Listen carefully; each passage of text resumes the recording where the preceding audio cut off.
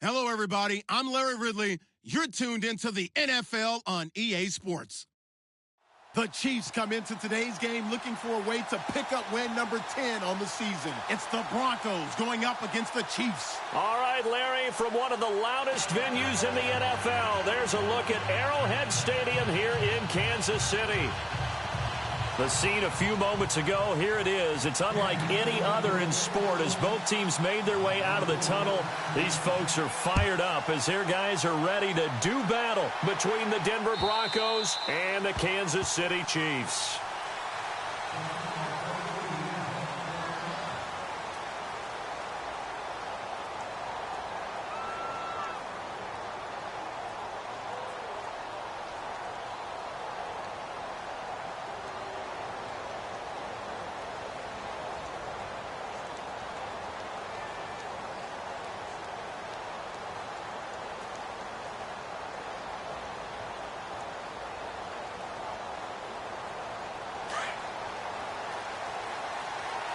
And the D-line pinching together must be expecting the run. Here's the first carry now for Todd Gurley. And, a good hit there and knocked down hard right at the line of scrimmage. So nothing there, but maybe you blame that on the blocking. Yeah, at some point you've got to win at the point of attack. And on that play, that was all the defense. They made it happen.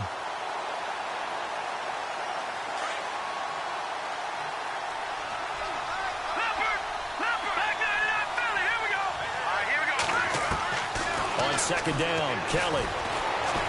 Eluding the pressure right. Launching one for Henderson.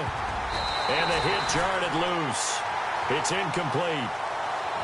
This team is not going to make it easy for you. They're a physical group, and we just saw it there on that play. He came in, made the contact, just as he's trying to haul it in.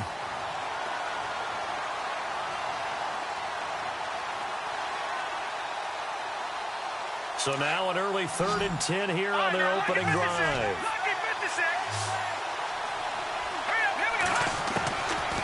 Out of the gun, it's Kelly. And the catch made. This is Emmanuel Sanders. That one going for a gain of 11 and a Bronco first down.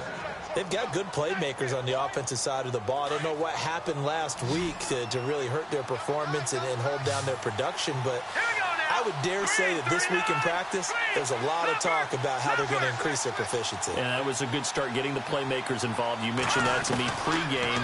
That's what they did there. Yeah, I think a lot of people think the coaching staff really gets on them, and that's how they motivate them. Most of these guys are self-motivated. They have a lot of pride in their performance. And it pops free. The collision there jarred the ball loose and brings up second down.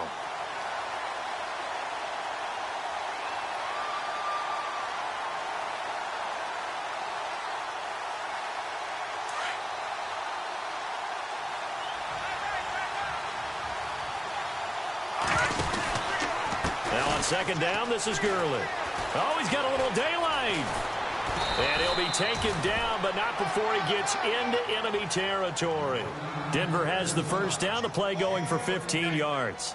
That O-line, they cleared a big hole there on that run. The athleticism of offensive lines continues to evolve, and we're seeing it here. Not only are they controlling things right at the line of scrimmage, but they're able to get upfield to get to what we call the second and the third levels. You know, get to the linebacker spot, the secondary spot, getting all the way downfield with their blocking, which helps keep the running back clean. They'll try to continue that trend here this afternoon. And that'll be accepted, of course, and that moves them back 5.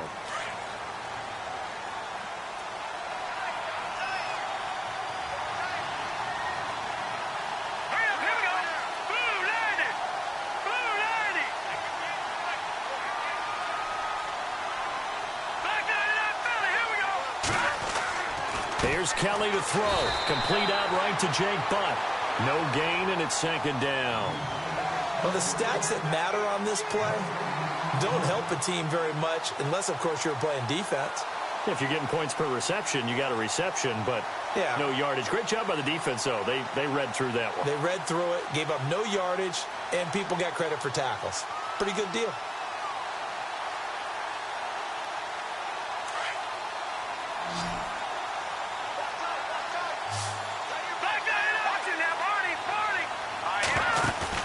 A play fake. Now Kelly. And he's taken down. A Chiefs sack. Hassan Ridgeway. Breaking through to get him for a loss of 7.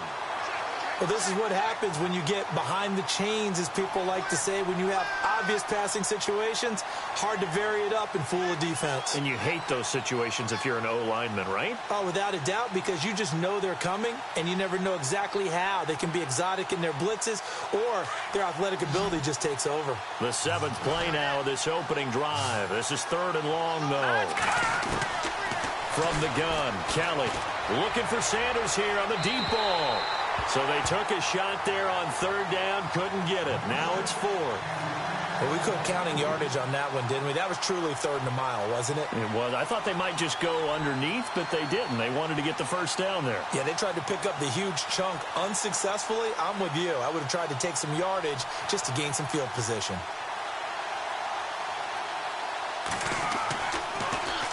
And last week in the loss, 5 punts as he gets this one away. Fair catch called for and made at about the 32-yard line. Well, not good at all. Punt of just 24 yards there. And it's Chiefs football, 1st and 10.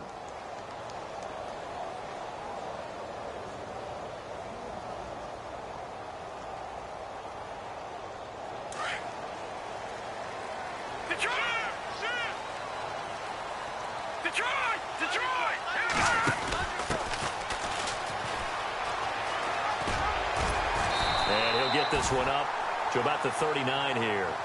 7 yards on the pickup there, and it'll leave him with a 2nd and 3. If these kinds of lanes are available, you have to feel like he's going to have a pretty big game on the ground. Yeah, you can tell early on he's got a little burst in his step, and that's a big pickup right there on 1st down. 3 yards to go here on 2nd down.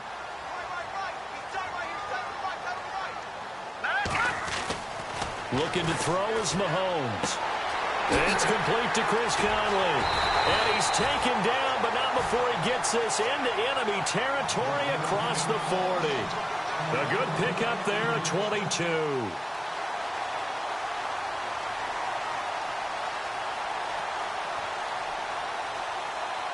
Fresh set of downs here.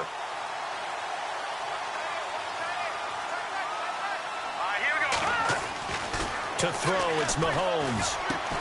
They'll leave it for Hunt, complete. And he'll go down here at the 35-yard line. 4 yards on the pickup, and it'll be a 2nd down.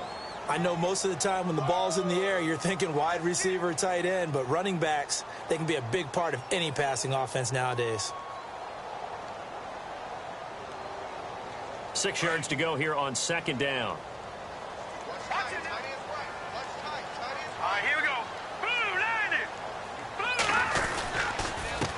A first carry for the Clemson man, Wayne Gallman. And this play will be blown up. He'll lose yardage back at the 38. He lost 2 there, and it's 3rd down. I saw Von Miller in college at Texas A&M, and all I kept hearing about was his speed off the edge to the quarterback.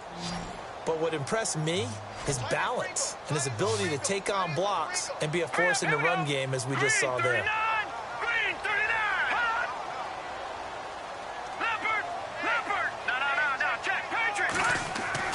Throwing is Mahomes on 3rd.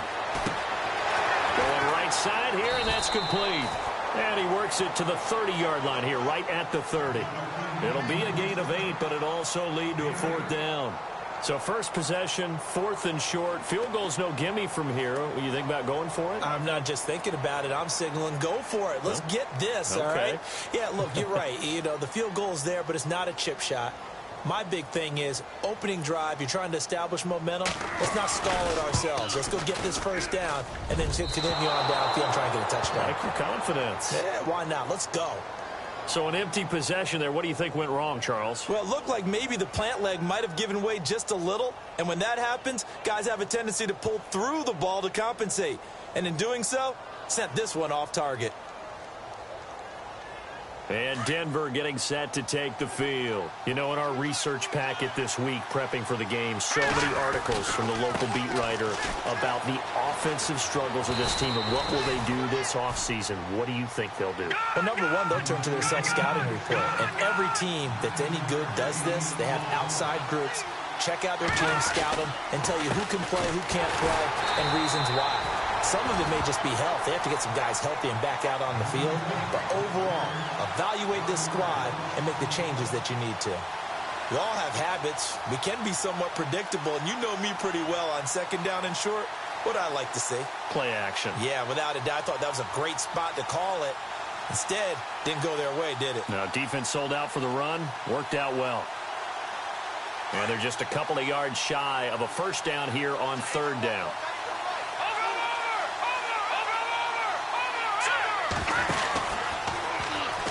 He may try and run for this. And he will have the first down as he's brought down up near midfield. Give him 4 yards as he does it himself, and it's a first down.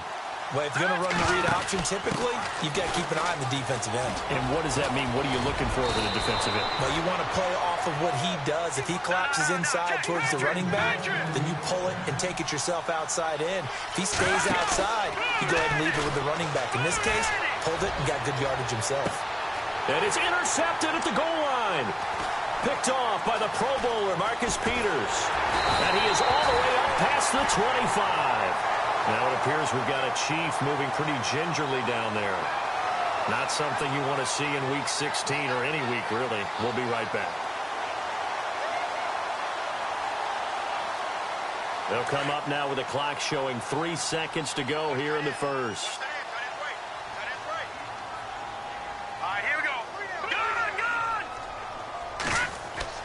So after the INT, here's Mahomes. And that one is incomplete. And it also concludes quarter number 1.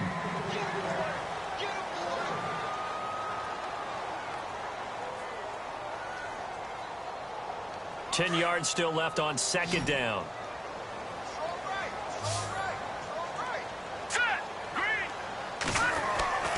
Mahomes now to throw.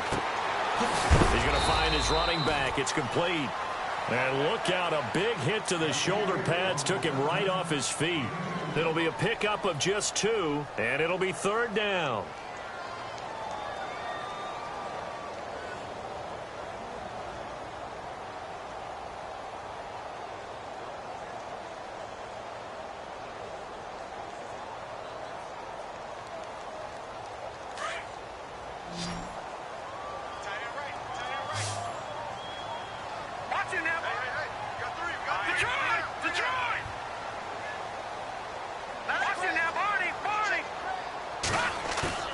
Throwing now is Mahomes. And he takes a shot on the release as this will be incomplete. I think he had to unload that one before he wanted to. He was right up in his grill. I think he was a dentist there without a license, don't you? Just not enough time for the play to develop. Just lucky it wasn't a fumble, really.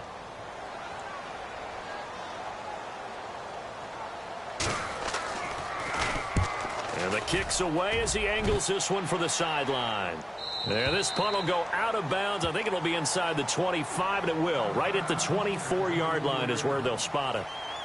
Now the Broncos offense, they get set to head back onto the field. And this is a unit that, to be frank, doesn't look like they've woken up yet. I mean, a punt and a turnover on their first 2 drives. And I think the game's starting to take shape a little bit now. And I'm going to take it into the basketball world. When you're having trouble scoring or moving the ball in basketball, what do? Get it to their best player, right? Find a matchup, create it, exploit it, and try and move the football. That's going to go as a loss of a yard, and it'll be second down.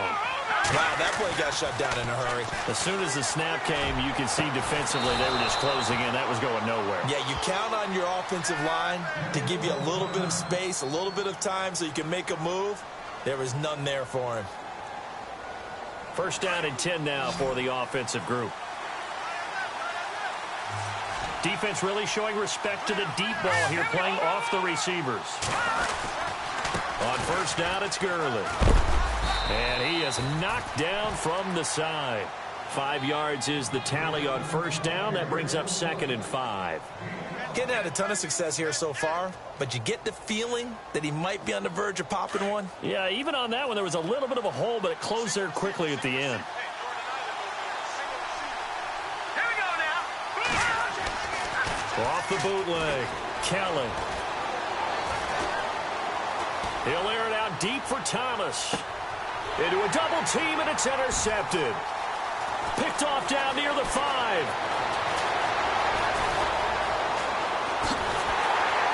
And a great return as he's up close to the 40-yard line. So that's back-to-back drives where they've thrown an interception. Ordinarily, we look at the offense and say, what's going on with your scheme?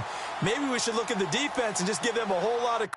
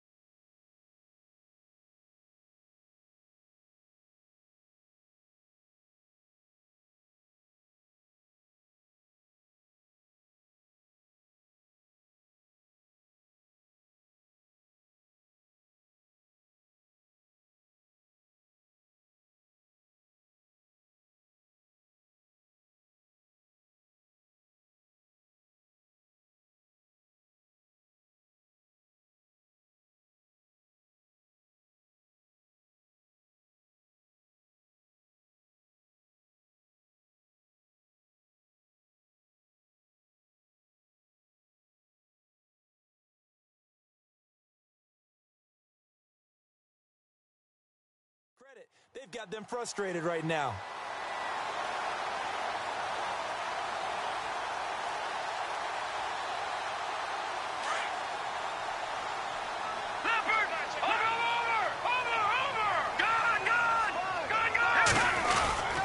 The drive begins with a handoff to Gallman, and I don't think he got there. No, they stop him right where it all started. No gain on the play. It'll be second down.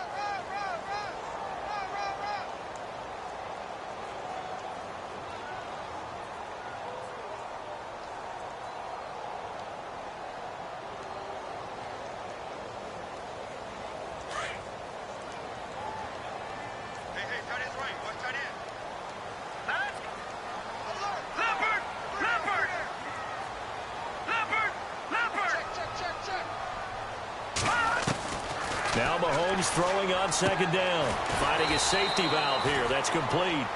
And he'll get up to the 43-yard line.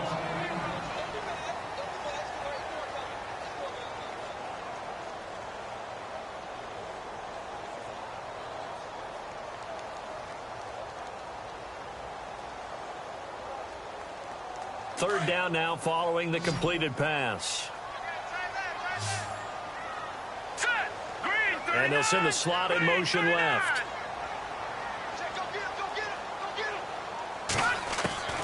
From the gun on third down, Mahomes. And he fires one that's intercepted. Picked off at the 47. They are in an interception mood on defense. Had 2 nice interceptions a week ago. Now 2 here in the first half. Yeah, we call it ball hawking. And the only way to truly be good ball hawks is not guessing. It's not just simply anticipation. It's study and understanding what they like to do and beating them to the spot and creating big plays. Well, they're watching the film, and it's working. Here we go. Now a give running left for Gurley. And able to push his way forward here for a good little gain. Give him 5 on the carry there, and it'll be second down. Well, they did throw interceptions on their last 2 drives, so no surprise at all they decided to start it with a running play.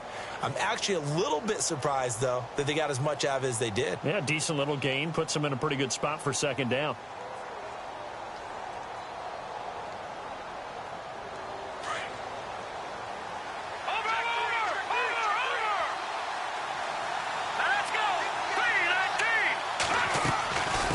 Again, they run with Gurley. And he is into the end zone for a Denver touchdown. Todd Gurley with touchdown number 12 on the year. And the Broncos are in for 6. Well, partner, that was another explosive run, and one thing I've learned in our time in this game, yes, the offensive line has to get a lot of credit, but for big runs to occur, the wide receivers have to block well downfield. And then you have to have a good guy carrying the ball too, right? Oh, without a doubt. You need that difference maker lugging the rock.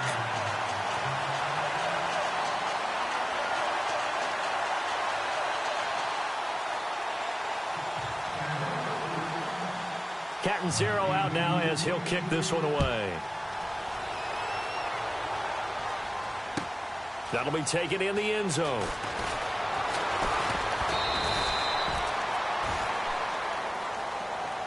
Here's the Kansas City offense now as they get set to take over. And following the interception, just any interception, are you a little bit more cautious when you start that next drive, or no, you just throw that out the window?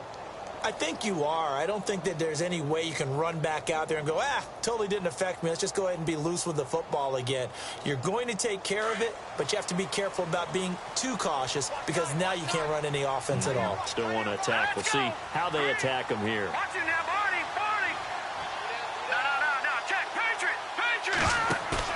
Trying to shake off the interception from the last drive. He'll look to throw. He'll be brought down by the Broncos. It's a sack. And now following that sack, looks like we've got an injured man down there on the field. Not something you want to see in Week 16 or any week, really. We'll be right back.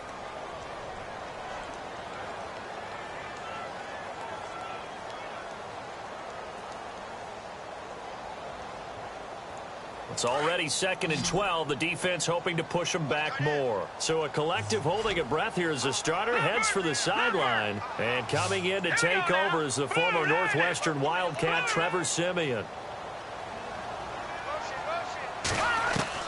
Now it's the backup Siemian. Throwing for his running back, and he's got him complete.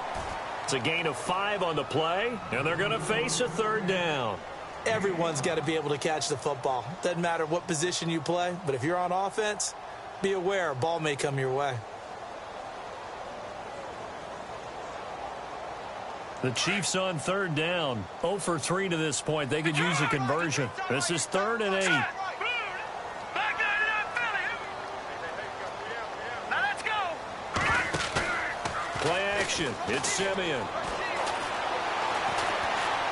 He's going to launch this thing way downfield. Now that'll be tipped and intercepted. It's Chris Harris with a pick.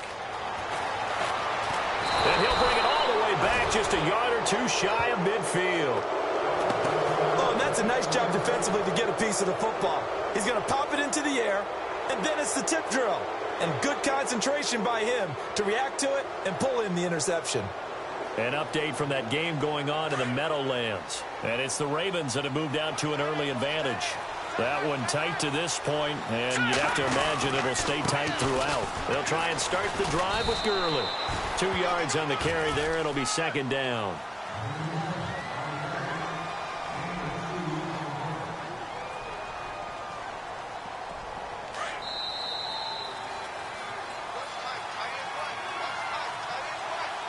2 minutes to go here in the first half.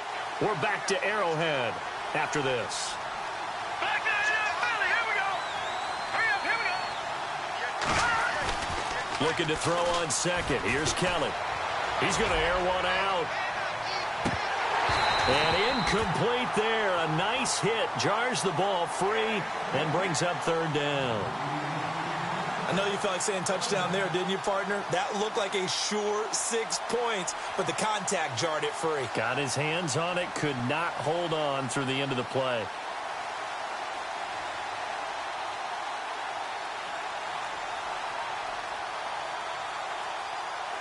The Broncos on third down. They've been okay. 2 for 3 thus far. This is 3rd and 8. All right, here we go. They'll try the option on third down. And that play will go nowhere. Losing yardage back near midfield at the 49. Now the defense going to use the first of their timeouts. So as they take it over, we step aside.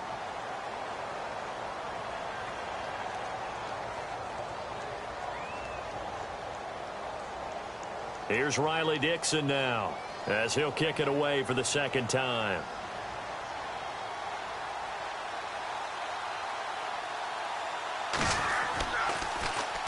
He'll send this one into the Midwestern air, and it's a good one. And a bit of a mistake there. This is well into the end zone for a touchback.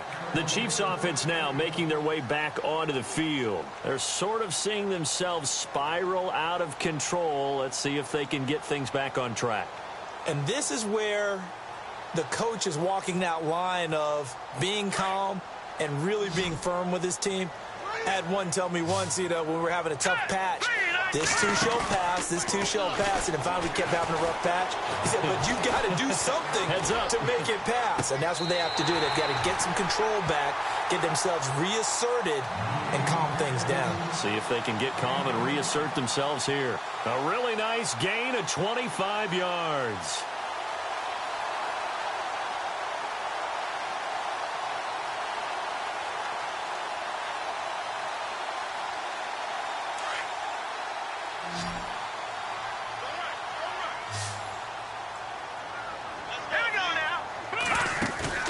They go play action here on first down.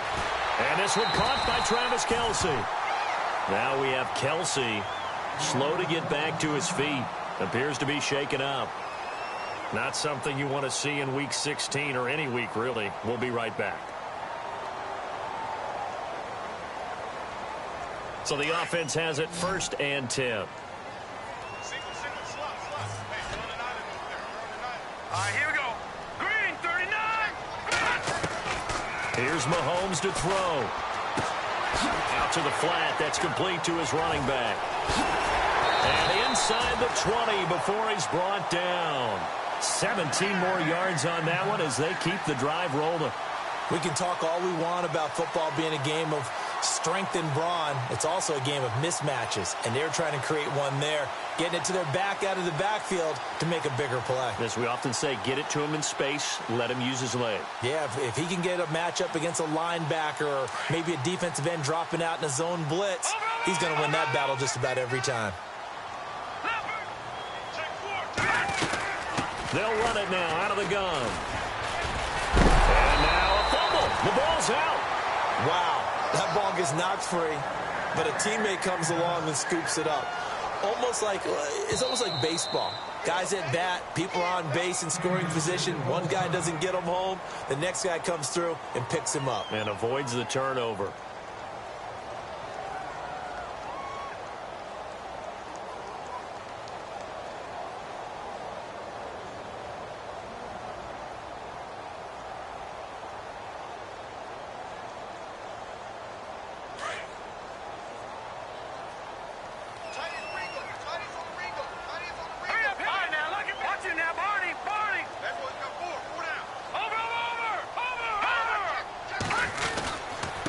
This is Gallman. And he takes this into the end zone for a Chiefs touchdown. A great play there. Touchdown number 15 of the year. And the Chiefs have tied it, and they can take the lead with the extra point. Murray to add the extra point.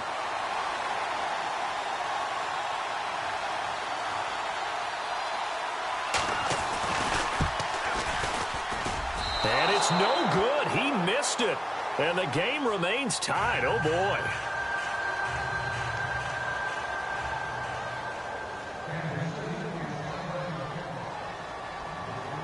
So a tie ball game here as the kick's away. This fielded at the 2. They'll bring it back to just about the 25. Call it the 24-yard line. Here's the Denver offense now as they get set to take over here. I would say they went 3 and out last time, but actually they didn't even get to 3 and out. Still a strange decision to us here in the booth. Yeah, let's hope they don't go 1 and out, but maybe, possibly, let's try and think with them here. Try and play field position maybe, turn the ball over, put it in the hands of their defense. Who knows? You're a nice man. And he got blown up on that play. Back at the 20. It's a loss of 4 there, bringing up second down. Well, you had to punt on your first drive, and on the first play of the second drive, you end up going backwards. I would dare say they need something good to happen right here, right now. To throw is Kelly. Looking to throw on second down. He'll let this thing go for Sanders. And that'll be incomplete with just 6 seconds left on the clock. Emmanuel Sanders, the intended receiver. And it'll bring up third down. Well, one thing that I've liked defensively is that they've shown them a lot of different looks here in the first half. They've come after them. They've sat back. I think that's what you need to do to keep an offense guessing. And they certainly have kept them on their toes. That's why they haven't had much success on the scoreboard. Now they'll run the option to the short side left. And he'll maybe get back to the line of scrimmage, but no more than that. Happy holidays, Larry. Your gift? Take the halftime show off, partner. We got some football to get to.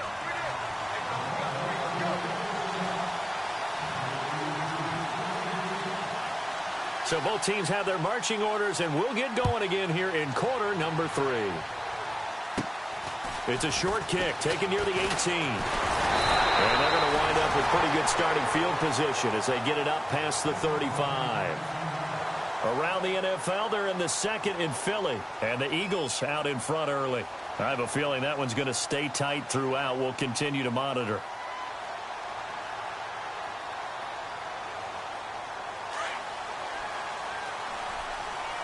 And they're definitely showing blitz here.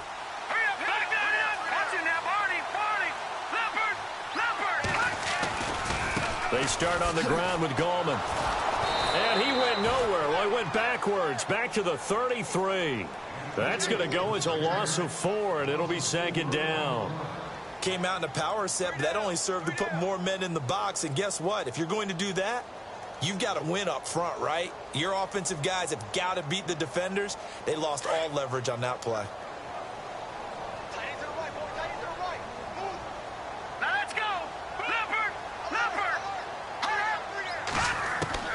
Mahomes to throw on second down. Throwing the out route incomplete. That's Cox. And a big hit at the end of that one. He's knocked down hard at the 44-yard line. Coaches always harp on the quarterback reading the defense and getting it to the open man. That's good recognition there. And how about what he did after the catch? Yeah, hit your tight end. Let him get some rack. Yeah, when he gets moving, not many guys want to come over and put a hit on him, do they? The Chiefs on third down. Not good. 0 for 4 thus far. Here it's 3rd and 3. Here we go now. Green 39. Green 39. From the gun, it's Mahomes. He rifles one that's intercepted. And how about this? It's the other Brandon Marshall that picks it off. That's now his second interception in as many weeks from his linebacker position. And think about all the different techniques he has to employ in a passing situation. Is he spot dropping because it's zone? Is he picking up man-to-man? Is he having to run with a running back or a tight end? In any event, great eyes, head on a swivel, and excellent hands. Yeah, versatility and showing those hands. Time to establish the run game here. Gurley. And he will lose yardage here to the 31-yard line. It's a loss of a yard there, and now second down.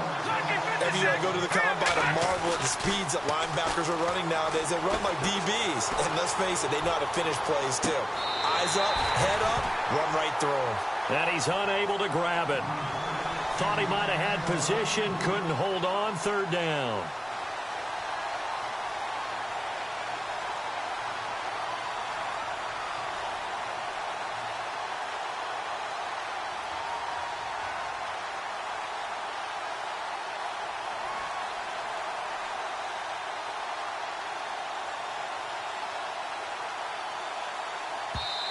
Now here's a defensive timeout called by the Chiefs.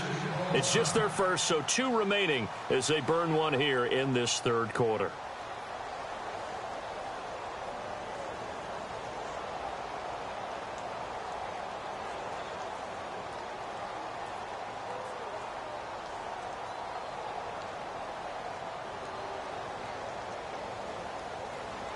The Broncos on third down, 2 for 5 to this point. This is 3rd and 11. Here we go now.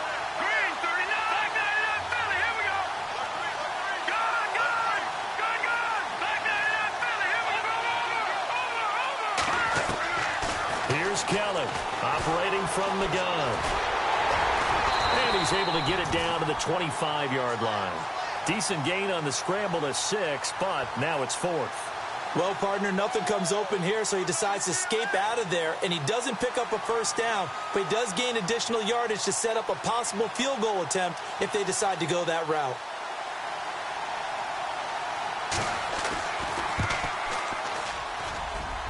And this one is going to just tuck into the bottom left corner as he gets it to go. And they take the lead here as it's now 9-6. So they don't get a touchdown here on this opening drive of the third quarter, but I think you still say mission accomplished as they come away from it with the lead. Absolutely. You've got to apply the pressure here, make the other guys play catch-up for a while, and now you just hope your defense can step up and protect the lead.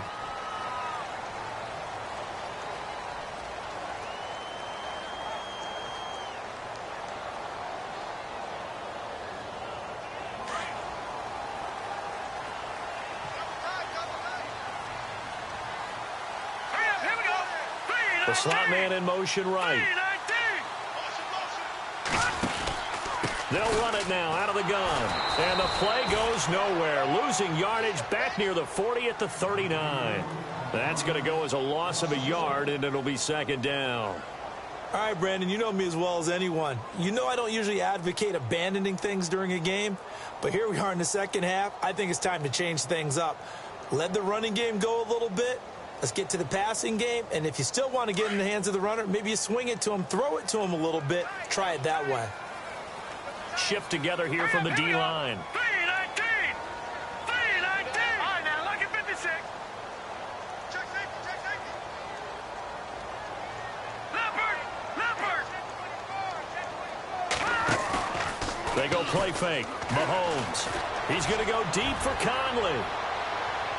So the long attempt falls innocently to the ground, and it brings up 3rd. One of the toughest things about playing defensive back is pattern reading, trying to figure out what they're doing. And on that one, they had the fly, just sending a guy downfield with the in route accompanying it, what people call a dagger route, trying to hit the guy underneath after the clear out. In this case, though, they're not able to get it done.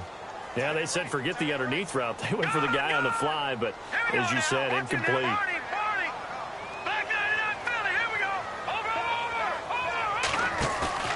Play fake there to Hunt. Now Mahomes. He's going to go deep for Conley. And a shot taken on 3rd down, unsuccessful. 4th down now. We're into the second half now, and this is an offense that continues to struggle to sustain a drive. Looks like they're just totally out of sync, whether they're running the ball, passing the ball like we saw there. I don't know. The rhythm seems off.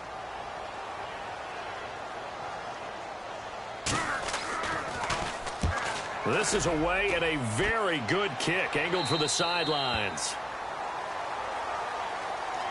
And Denver getting set to take the field. And they split the uprights last time for 3. They've got the lead. They're not going to play this conservative. They're not hoping for another field goal. They're hoping for a touchdown. I'm with you on that one. I like where your head is. I like the way you're thinking because you're exactly right. Trying to sit on a lead and play that way, that doesn't work too well for most teams. Run your offense. Run what you do best. Exactly. Put it all the way down and try to increase your lead in a big way. And the best way to do it, touchdowns. And a short gain across the 15 to the 17-yard line. 2 yards on the pickup there. It'll be 2nd and 8. Kelly now to throw on 2nd down. And he's going to be intercepted a 3rd time. Picked off near the 29. That interception sets them up beautifully already in the red zone. And you can hear it all the way up here. Oski risky. Everyone turned to block, find a spot, and now they're set up inside the red zone for their offense. Really nice starting field position here for the offensive unit.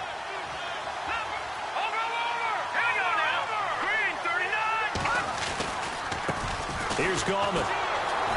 And they'll go backwards here, losing yardage to the 14. It's a loss of a yard there, and now second down. Sometimes with the running game, you've just got to stick with it. Look, it's the third quarter, no time to panic. But that also doesn't mean you just do it the same way you've been doing it the entire ball game. Maybe change up some blocking assignments or run a few different plays, but stay with the overall essence of the running game. It's a loss of 2, now third down.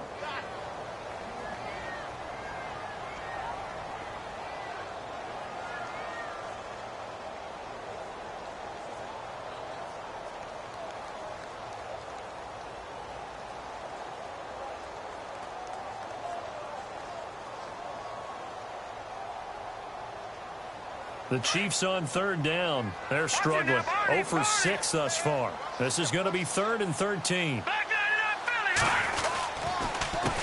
A first carry now for Kareem Hunt. And he will have the first down before he's brought down at the 3. Now after the running play, we've got a man down on the field. Not something you want to see in Week 16 or any week, really. We'll be right back.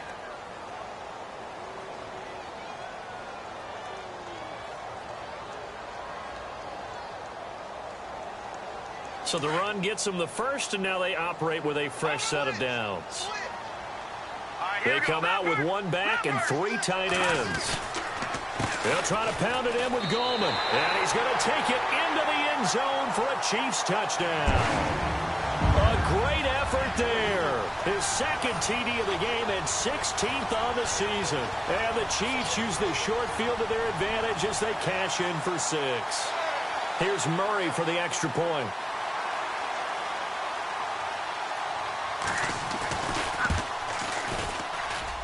And he atones for his miss the first time around as this one is up and good to extend their lead.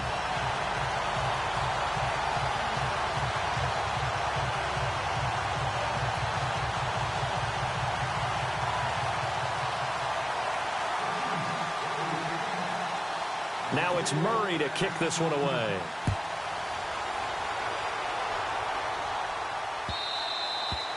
And this will not be returnable. It's out of the back of the end zone for a touchback. Now this Broncos offensive unit ready to head back out onto the field.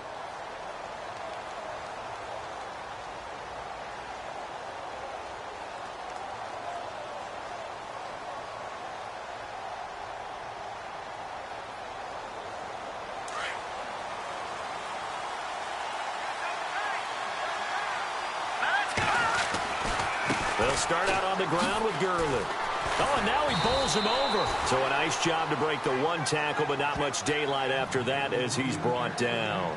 Give him 3 on first down. It'll set up a 2nd and 7.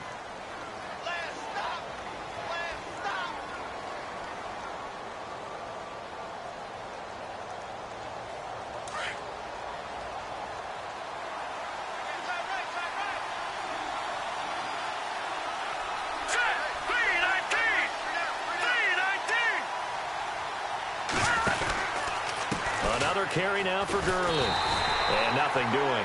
He's immediately taken down at the line of scrimmage. Officially no gain on the play, and they're left with a 3rd and 8. So nothing there. I don't know that that's all in the back, though. You got to look at blocking there, don't you? I would agree with that totally. At some point, they have to win at the point of attack. Instead, it was the defense getting it done again and holding them to no gain. By the way, they're into the second half now in Philadelphia on the NFL scoreboard. And the Eagles have scored again now to extend their lead. And we'll keep an eye on that one as our game goes along here. Now Kellen on 3rd down. And he will find his man for the first time, Demaryius Thomas. And he will have a first down here at about the 40. That one good for 13 and a Denver first down. And the hitch route is run really well. That jab step off the line of scrimmage by the receiver, which is designed to back up the defender, give him a little bit of space. All you want there, get that space, catch the football, and then make a move and pick up extra yardage. And that's exactly what he got done there.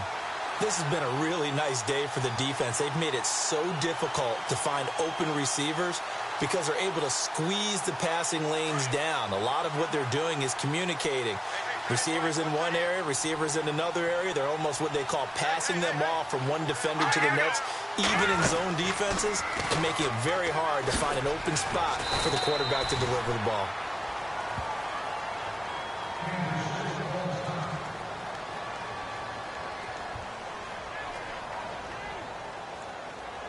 The Broncos on third down. 3 for 7 so far in this game. This is 3rd and 7. Set. Green, 39. No. Check. Patriot. Kelly from the gun. He'll throw. And his pass is intercepted for the 4th time today. Picked off at the 45. And his crew will take over at their own 45-yard line. So their woes on offense continue. That's the second pick thrown here in the 3rd quarter. And we know it was ill-advised, but that was an opportunity to help them get back into the game. Instead, he throws another interception, and now their task is even tougher.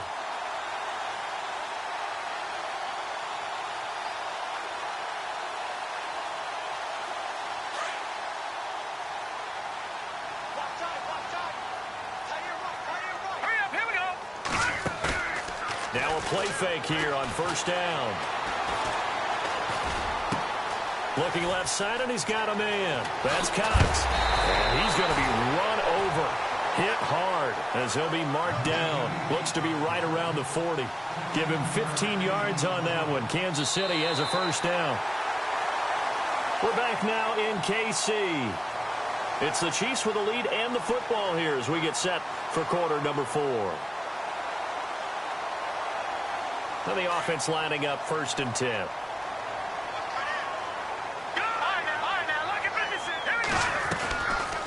They'll run it now out of the gun. Able to push forward for about 4 down to the 37. All right, that's a decent game there, but it hasn't been his best game overall. So I wonder what the mindset is of his team. Do they want him to handle the football and try and close this game out?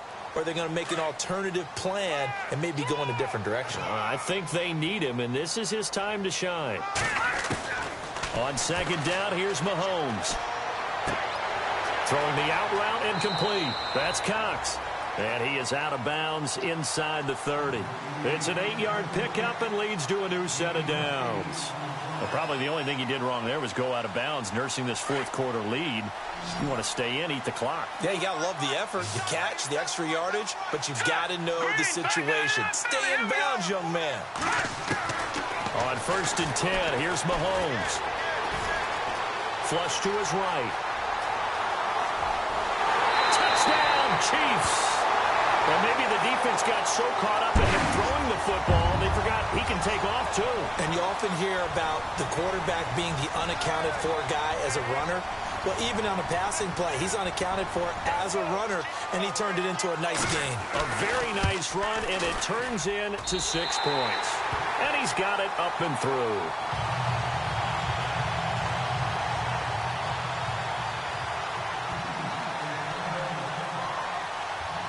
Now it's Murray to kick this one away. This fielded at the 2. And he'll take this across the 25. Couple extra yards up to the 27-yard line. The Broncos offense now gets ready to head back onto the field. They are looking to make a bit of a 180. They are sputtering right now. And frankly, I think it's time to call your playmakers together and say, all right, guys, we're going to lean on you through this patch. We need you to get us back on track and get us going in the right direction. So you're calling plays geared to them. Not necessarily that you look at your plays, oh, this hurts the defense. I want the ball in the hands of X, Y, and Z and see if we can move forward. So don't get too cute. Go to the playmakers. 17 yards for the Broncos there as they've got themselves a 1st down.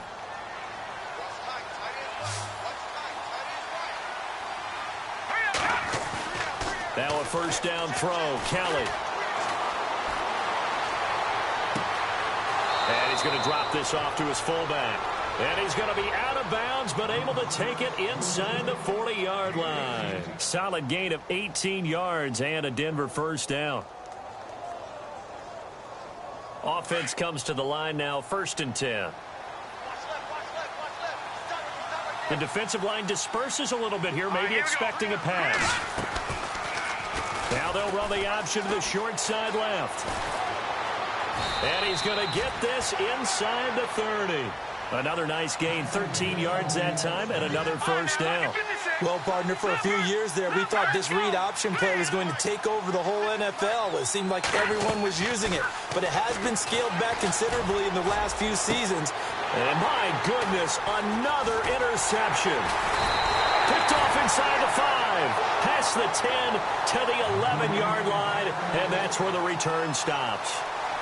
The interception woes, they just continue to mount. He's thrown 5 picks. At this point, you got to be thinking, is it something between the ears? I think a confidence hit does occur once you start getting those numbers up there a little bit. But as you and I both know, it's not always just one guy's fault. Maybe somebody ran a wrong pattern. Maybe some balls were tipped. It could be so many different things. Bottom line, though, it comes back to the guy throwing them. They'll run again here with Gallman. And he's going to be taken down here at about the 10. And now the Broncos will burn another timeout here. That's going to leave them with just 1 remaining here in this 4th quarter.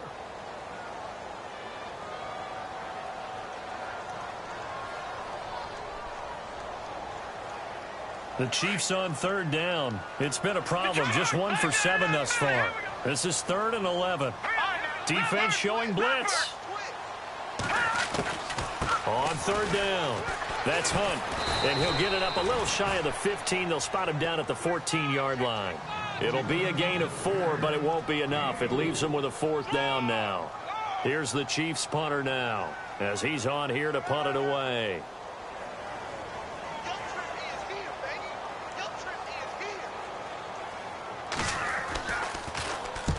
And he gets it away, a directional kick going toward the sideline. And out of bounds, this will depend on where they spot it, and they'll say at the 45. So the Broncos coming out now. And there are parts of their last drive they'd like to emulate, and of course they'd like to forget the ending, the interception, but they did put together, Charles, a nice sustained drive to get him down the field. Yeah, and unfortunately for them, the only thing that matters is part 2, right? Because once they threw the interception and finished off the drive, that does them no good to go back and say, well, you know, we had a good one going. Finish things off. That's the only way you can get it done. A big run there, 29 yards and a 1st. Well, they put it all together on that one. Good vision, good blocking. A toss play to the left. How do you toss it? Yeah, a toss is the underhand kind of egg toss. The pitch is kind of, if you're running the option, you pitch it end over end, correct? Yeah. And now here is another interception. Picked off by Morris Claiborne. And it's a good return here as he'll get all the way up close to the 35. Well, when someone other than the quarterback is throwing the football, it's either beautiful or a disaster, and here it was the latter. Nowhere in between, right? You're exactly right. It takes some fortitude to call that type of a play, but when it doesn't work, oh boy, you wish you hadn't.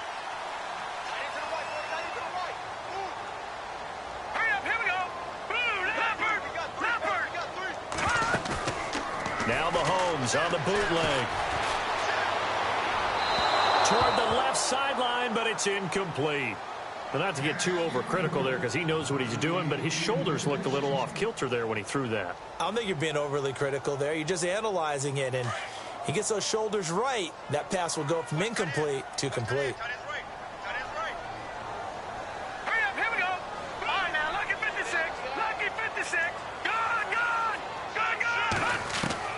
Mahomes again here on 2nd and 10. And intercepted. Maybe the turning point they need. Picked off at the 40. And he'll return this ball across midfield to the 47-yard line. Well, that's 3 picks he's now thrown in this game. And I know this, the holiday season, because here we are in December. Season of giving. Right, it is the season of giving. Maybe for his own sake after the game, he may have to announce that he's donating certain amounts to charity for each interception that he threw.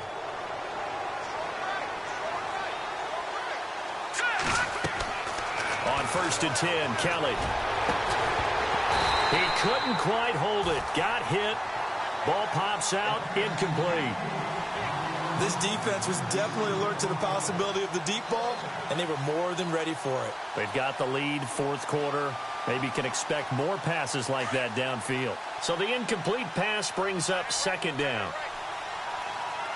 Here we go now. To throw again, Kelly.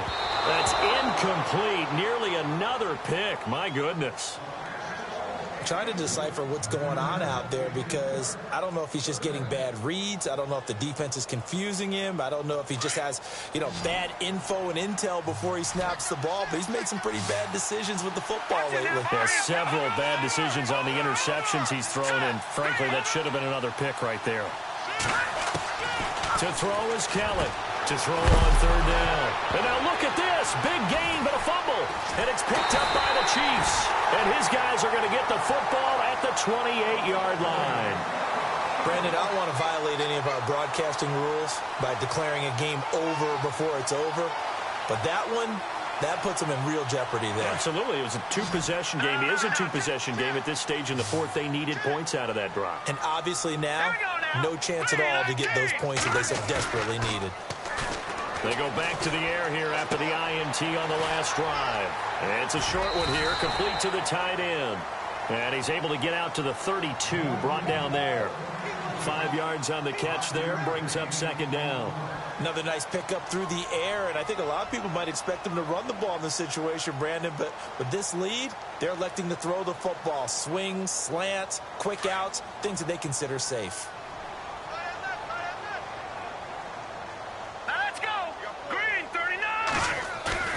Now Mahomes. He's going to dump this off to his running back, Hunt. And he'll go out of bounds, it looks like, right at the 40. It goes as a gain of 8, and it moves the chains. So many times you hear today's NFL described as a space game. Get your best players into space with the football in their hands. That's why sometimes you just swing it out to your runner, get him out in the flat, and let him have a chance to make people miss an open field.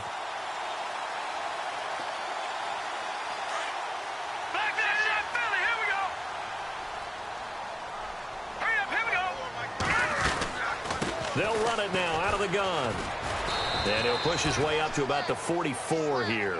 A gain of 3, second down.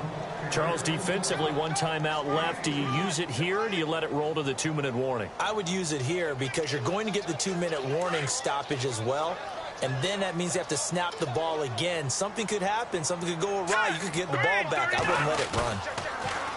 Looking to throw is Mahomes. Trying to lay one up deep. And intercepted. Maybe the turning point they need. It's Chris Harris with a pick. And he's able to get it back to the 33-yard line. Well, they're not making it easy on themselves here down the stretch. 2 picks now in the fourth quarter, trying to hang on to that lead. Talk about keeping someone in the game. Instead of being able to shut the door, it's still cracked open because they can come back on you now. The only people who are really happy about those picks, any fantasy team that has this defense. Here's Kelly. He's going to flip that out to the flat. It's complete. And to the 42-yard line here and brought down there. Time for a break. We'll come back to wrap this one up after this.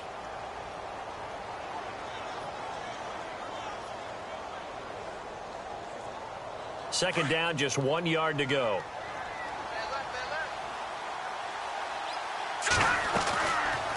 They'll run it now out of the gun. And he'll get up near the 45. They'll spot it at the 44. 2 yards on the pickup there, but it's enough to give them a new set of downs.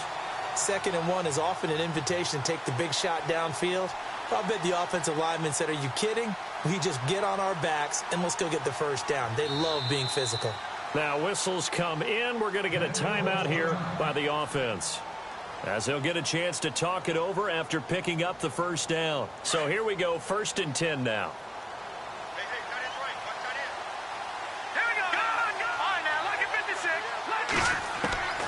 From the gun, Kelly. And on the catch right side, this is Sanders. A very solid gain of 27. Clock management definitely critical here if they want to get back in this game. Absolutely agreed. They have to up the tempo in this case, down a couple of scores. Want to make sure they have a chance to win this ball game. And now a first down following that long gain. Here's Kelly to throw. And they'll set up the screen to Gurley. And he'll go down at the 28. A good convergence there defensively, only a yard, and it's second down. The Broncos in their hurry-up trying to get to their positions and get set quickly. On second down, Kelly being chased out left. All that gets him is just a yard, and now it's third down. And we have to give credit to him for buying time and extending the play. But you know there's some really upset defenders on that one. They thought that they had him. Instead, he was coated in Teflon and got away.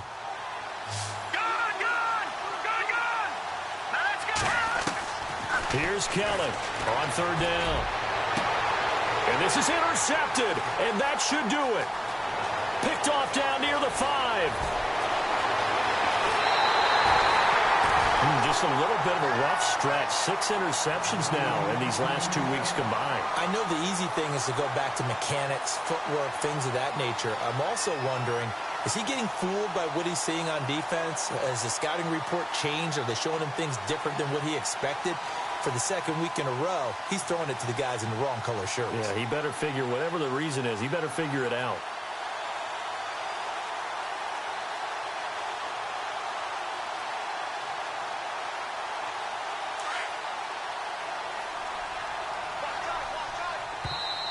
And with the play clock winding down, we're going to get a timeout. That'll leave him with just 1 remaining in this fourth quarter of play. All right, now, lucky 56. Lucky 56. Here we go. They'll bring a receiver in motion left. Mahomes going to throw it here. And the Broncos get there and take him down.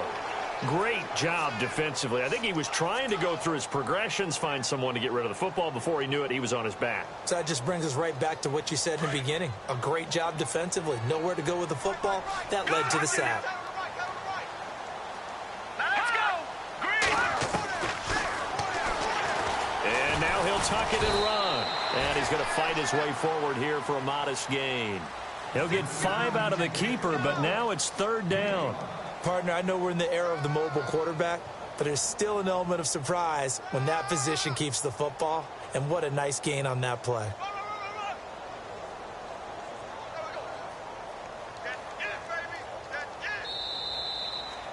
And, Charles, I think when the schedule comes out, all teams, no matter where they're predicted to finish, talk about protecting your home turf. They were able to do that here in this one. Similar to a tennis match, right? Not letting them break your serve. That way you hold on to it. They got it done, and they feel very good about that victory. So for the Chiefs, it's an important win for their playoff hopes as they hit the 10-win mark now at 10-5. And next week they get to stay home again as the Los Angeles Chargers come to town. Meanwhile, for Denver.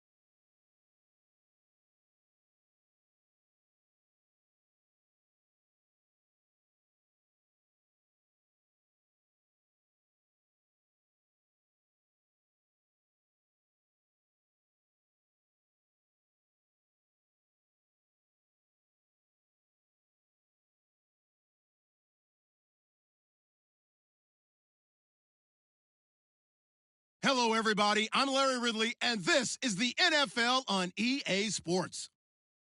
We've got a good one on tap today, and there's going to be two quarterbacks ready to get it done on the gridiron. It's the Jaguars going up against the Browns.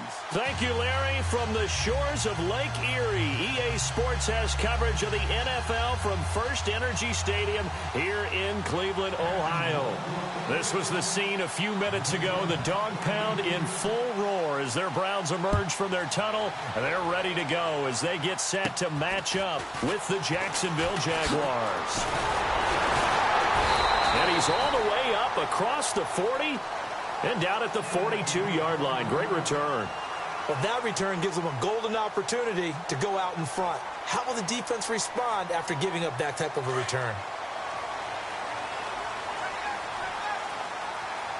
Possible run anticipation here as the D-line sandwiches together. Kaiser to throw it. Oh, Kaiser can't get away, and he'll go down. Calais Campbell in there to bring him down for a loss of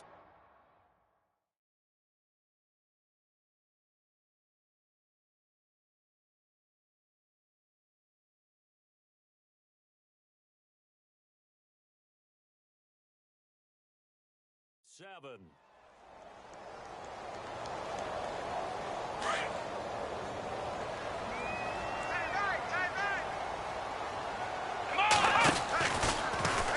Here's the option going left on second down. And he probably should have given that one off as he's going to get hit and taken down behind the line.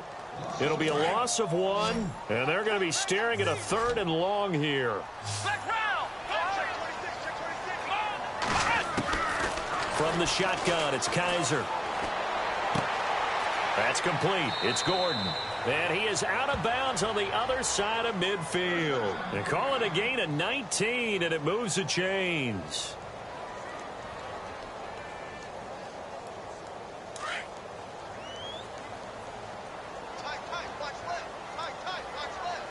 Let's go! Let's round! And some changes here as the D-line separates some. On the ground, this is Isaiah Crowell. No dice this go-around. He's hit behind the line and taken down. This will be a 2-yard loss on the play, and that'll make it 2nd and 12.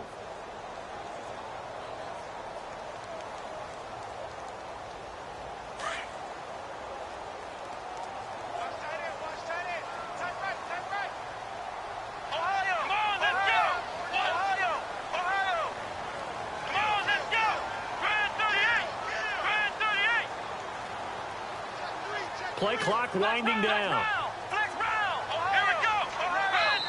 And with the play clock almost up, Hugh Jackson's going to call a timeout. They'll have 2 remaining as we step aside here in this first quarter.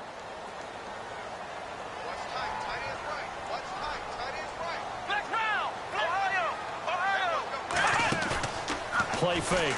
Kaiser. And he's going to be swallowed up. Sacked back at the 45-yard line. Calais Campbell in there to pick up his 2nd sack now of the afternoon.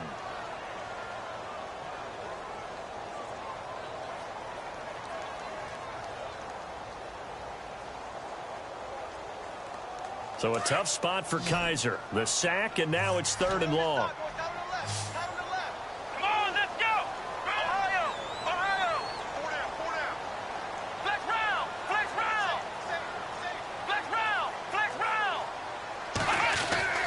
Kaiser now. And that is incomplete.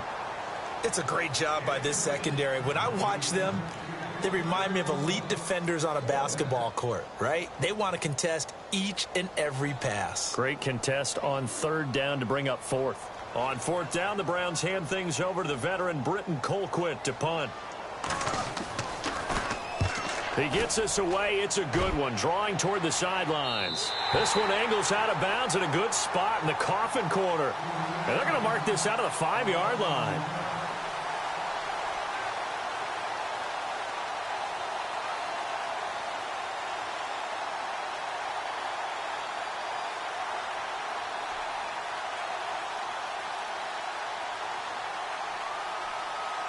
And tough starting field position here.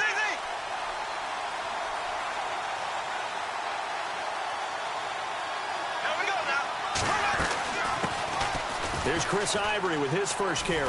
And he's going to take this up past the 10 to about the 11. It's a 6-yard pickup, and it gets him to 2nd and 4. I think they're ahead of schedule now after that run. They might be bold with this 2nd down call after that type of a game. Again, they run. Again, it's Ivory. Chris Ivory off to the races. And all the way down to the 9. A big 3rd down play there for the Jags. And even 80 yards. So after that big play, let's see if they can catch their defense maybe on their heels.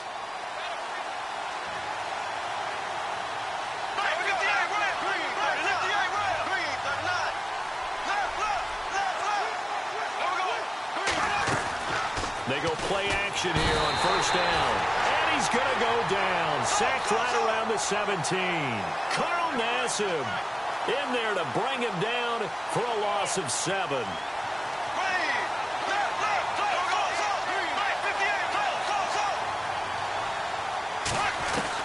On 2nd down, here's Bortles. That's complete right around the 8. And he'll be brought down here at the 3-yard line. They'll still have a 3rd and goal now despite picking up 13 yards on that pass play. From the 3 now, here they come on 3rd and goal.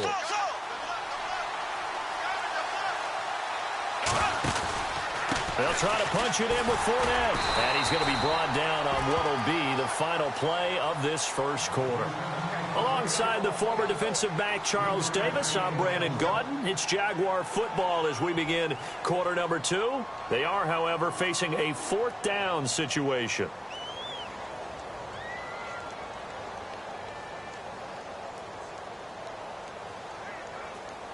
And no move to take the offense on the field. They're going to stay out there and go for it on 4th and goal.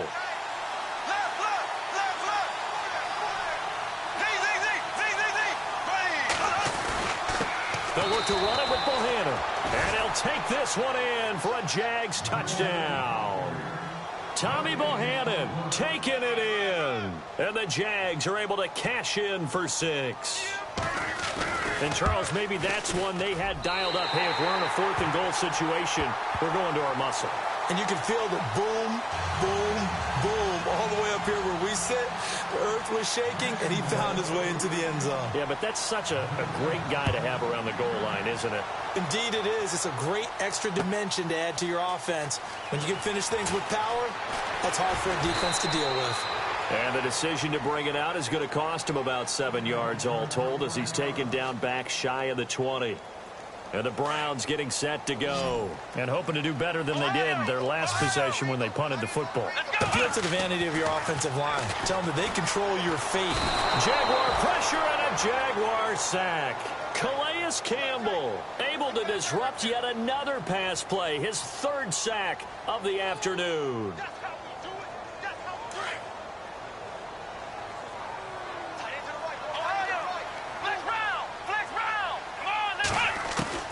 Second down, Kaiser. Got his man complete over the middle. That's Gordon. And he'll go down just shy of the 25 at the 24-yard line.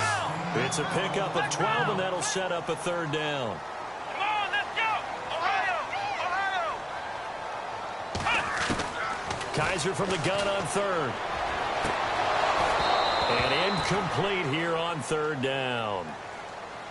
Brandon, it looked like he had his hands on it for a moment, but let's face it, that was going to be a tough catch all the way because of the presence of the defense right there as he was trying to haul it in. Yeah, nice job to force the incompletion. Here's Britton Colquitt now as he'll punt it away for the 2nd time. And now a low liner. I think he mishit it. Just 21 yards on the punt there. And the Jags will have great field position to start this drive as they take over on the short side of the field.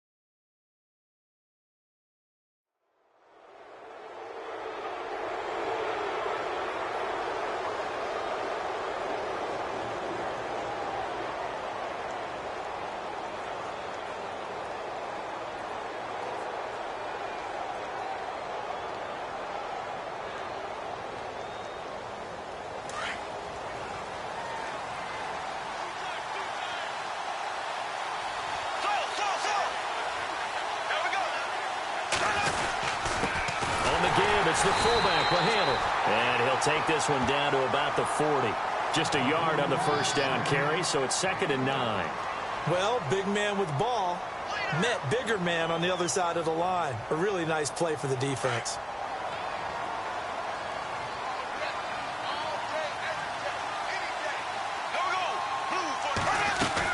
On 2nd down, Ivory. And this one's going to go the wrong way. Losing yardage back at the 42. He lost 2 there, and it's 3rd down. Don't forget about finding a lane there. He barely had time to look up before he was planted in the backfield. Probably fortunate he was able to hold on to the football. And he'll be hit as he releases it, and that'll fall incomplete. Pressure, and that's certainly going to be a key to this game going forward. And that time, they were able to get in there and influence the throw. And remember, quarterbacks got to get rid of it. They don't have the Tucker rule that they can fall back on anymore.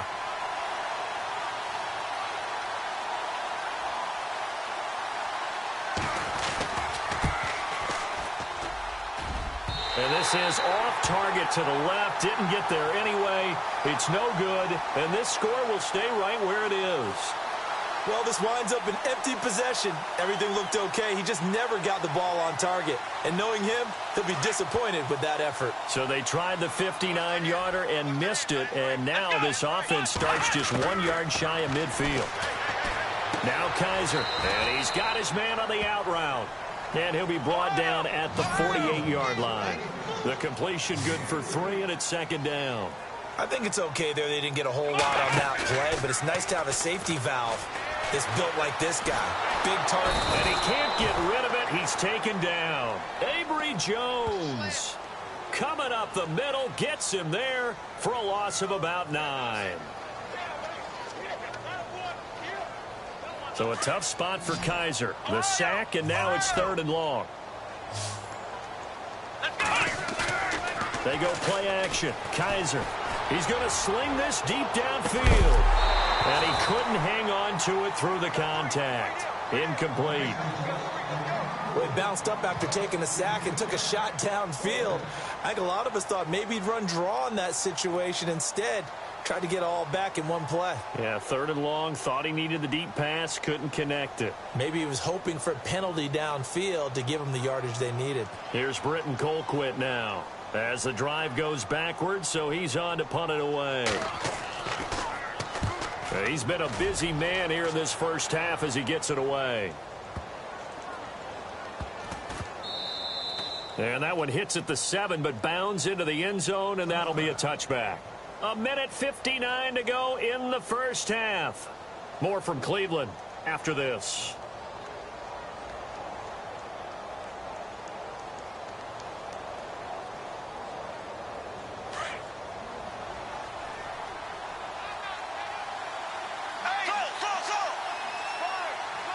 Here comes the D swarming to the line. The drive begins with a run by Ivory.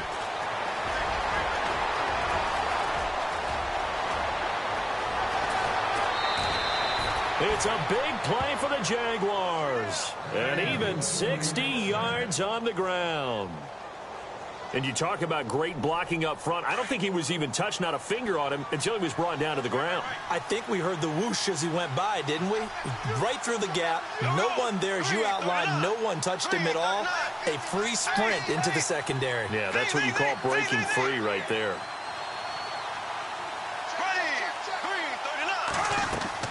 Into the red zone. It's Bortles. And I think he's going to go. They're not going to get him. He's at the 40, 20, 10, and he'll score. Touchdown, Browns. And that touchdown drive happened very, very quickly. You knew that they had the quick strike ability. They showed it. And for a defense that understands that, it still drives them crazy when it actually happens to them. Fast and furious, there came the points. And it's no good. He missed it. And the game remains tied. Oh, boy. So we're right back where we started. All even as the kick's away. This will be taken in at the 1. Solid return, pretty good field position. They'll start at the 32-yard line. And out now comes Jacksonville as they get ready to go.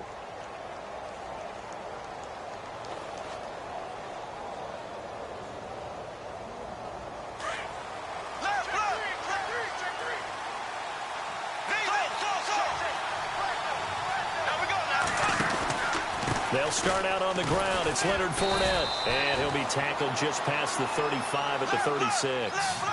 They give him 4 yards there. It'll be 2nd and 6. Tough running there. That's a hard-earned 4 yards. Yeah, those are the unsung kind of runs. They don't fill out the stat sheet, but they do set you up in good position on 2nd down. Bortles to throw on 2nd down. Looking and finding Allen Hurns. And he'll be taken down, but not before he gets into enemy territory. The Jaguars going to go ahead and use their first timeout. So as they take it over, we step aside.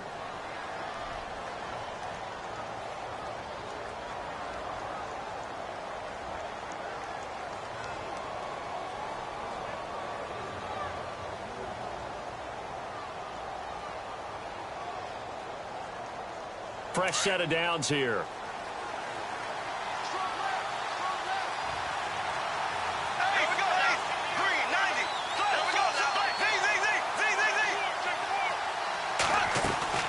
Now a play fake here on 1st down. Past the 20. Over the middle, the connection to Hurns. And he gets this one all the way down inside the 20-yard line. That goes for a gain of 31.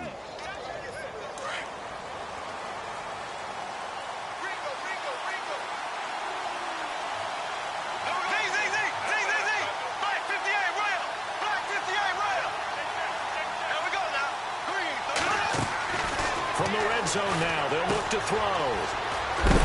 And he maybe makes it back to the line of scrimmage. That's it. And before this 2nd down play, we'll get a whistle, a signal, and a timeout. As they'll stop it with 27 seconds remaining here in the 2nd quarter.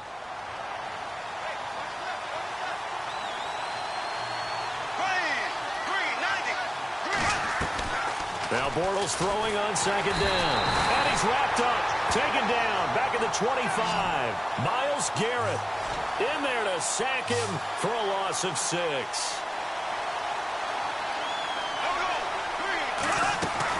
On 3rd and long, it's Bortles. And he fires one that's intercepted. Picked up by the Michigan man, Jabril Peppers. And his guys have got it back at the closing stages of the 1st half. Well, they thought they were going to break the tie. The defense had other plans. They were already in field goal range, but boom, an interception. I don't know if this was a case of being a little bit too greedy with the opportunity to put points on the board, but give credit to the guys on the defensive side.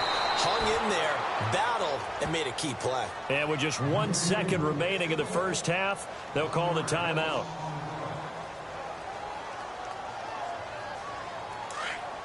And they're going to go soft on the corners. Final play of the half, Kaiser. Looking for his tight end on the corner. It's complete.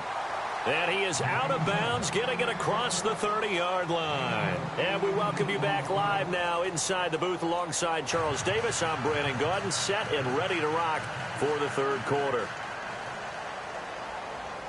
Both teams appear ready for the fight ahead, and we resume action here in quarter number 3.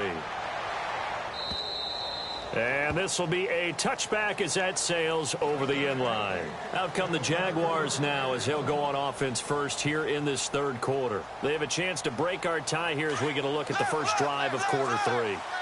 And it's such a tone setter, isn't it? Because both sides trying to seize momentum to begin the half. What do they have dialed up that'll give them an advantage to move the ball downfield? Let's find out what they have dialed up.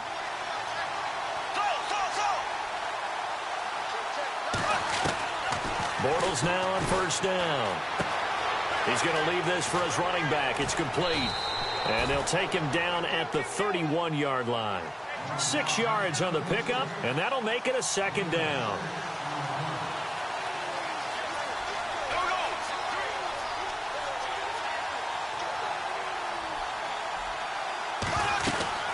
They'll run it now out of the gun. And for one of the few times here today, this run's not going to go anywhere. No gain on the play that time, and they'll look to convert on what will be a 3rd and 4.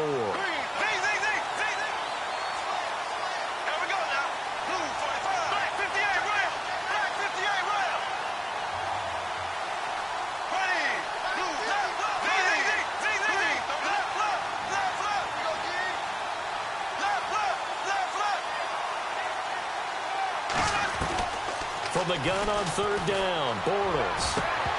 And incomplete. The contact made the ball roam free and brings up 4th down. But pretty good coverage there, and both of these defenses, they've had good coverage throughout this one. No doubt about it, and in today's NFL, where we're used to a bit more scoring, this feels almost like a well-pitched game in baseball on both sides where the tension continues to build. Who's going to make the big play? Nortman on to kick as he sends it away. Take it at the 37. Give him 11 yards that time on the return. And the Browns will take over 1st and 10. Here's the Browns now. They get set for their first possession of the 3rd quarter. Their defense did its job, yielded no points. Now it's the offense's turn. And how much fun is that when you set things up to start a half and you just tell you guys, hey, if you can shut them down, get it back for our offense, we can roll. And they played out perfectly. And the Jags get to him as down he goes. Calais Campbell. Who else? He's in there for his 4th sack of the afternoon.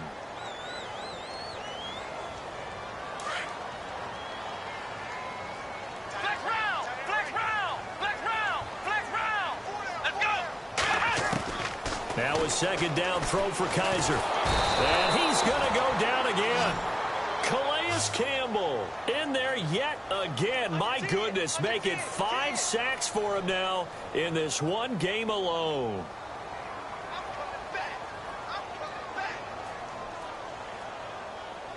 So a tough spot for Kaiser. The sack, and now it's 3rd and long. And no press coverage here. They are backing off in the secondary.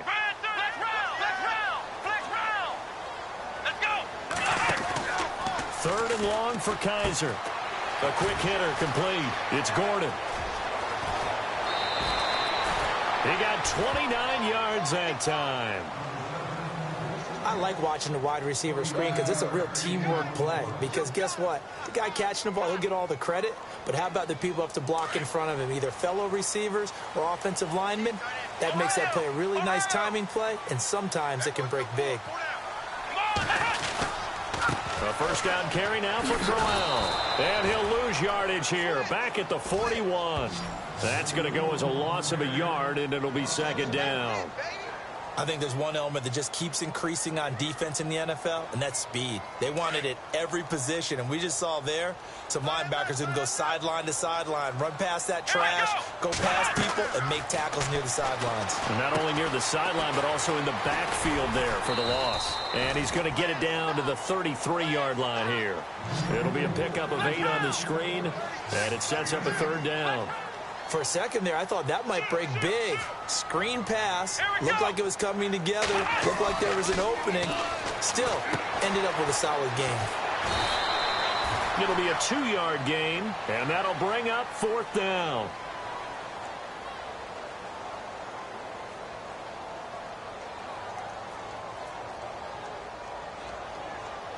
On 4th down, off goes Kaiser. On comes the Browns kicker, Zane Gonzalez, for the field goal attempt. On the left hash, this from 48 yards. And it's no good. Gonzalez pulled it, and we will remain tied here in this 3rd quarter. Well, close game, 2nd half. You obviously hate to leave 3 out on the field. Especially in a game like this when you know points are hard to come by. That was one of their best opportunities so far, and they come away with nothing.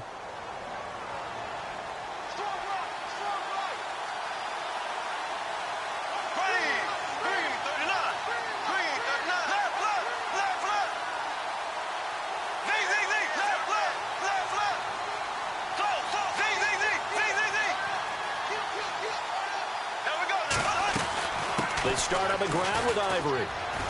He'll get about 3 as he's brought down right around the 42.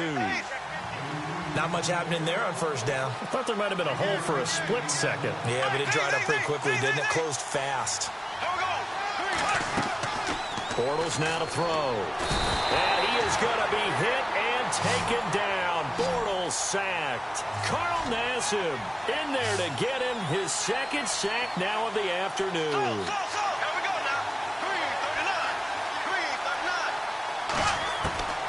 From the gun, it's Bortles. And he overshot him there. It's out of bounds, incomplete. But no second guessing the call here. It was 3rd and long, so throwing the ball.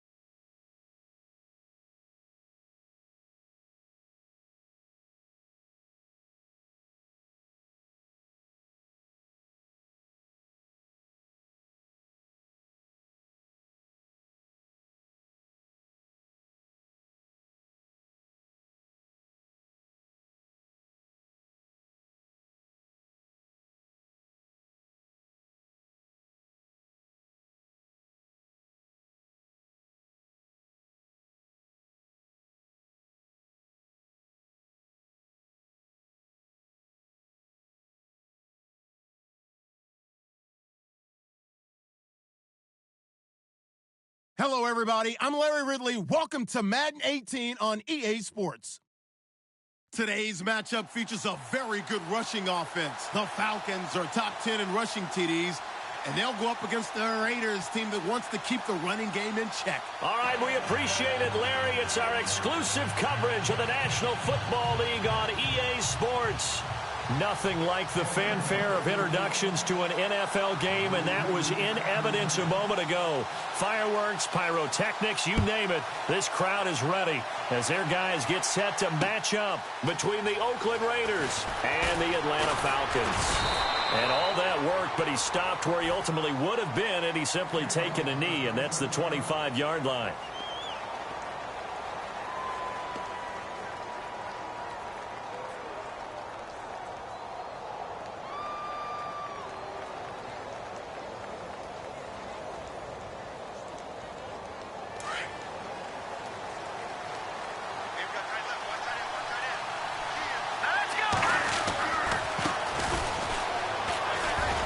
And some room to roam now. The Red Sea parts, and there he goes. And all the way in. Touchdown, Oakland.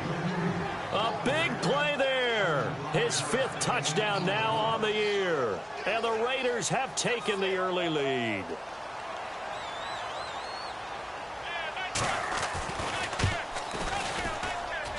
And that makes it 7-zip Oakland.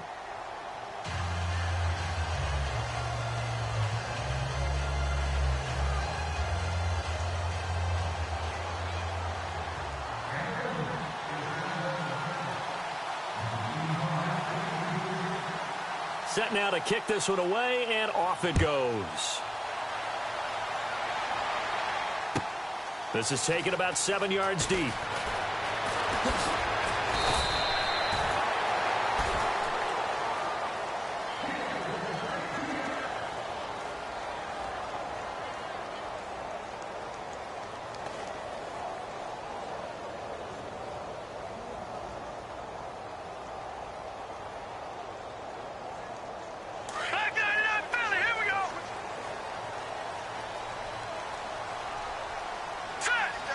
In motion left goes a tight end.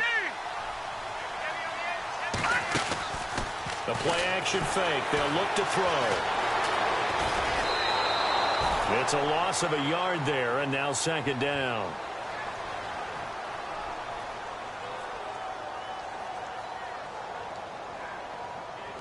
So now 11 yards to go for this offensive unit. It's 2nd down.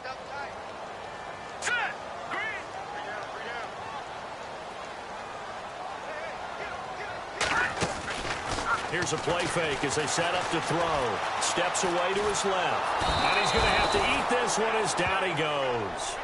Well, it's apparent that these guys are getting after it right from the opening kickoff. They roll right downfield and score on their first possession. And here on defense, back-to-back sacks. Someone is ready to play. And the offense now will try to regroup after the sack on 2nd down.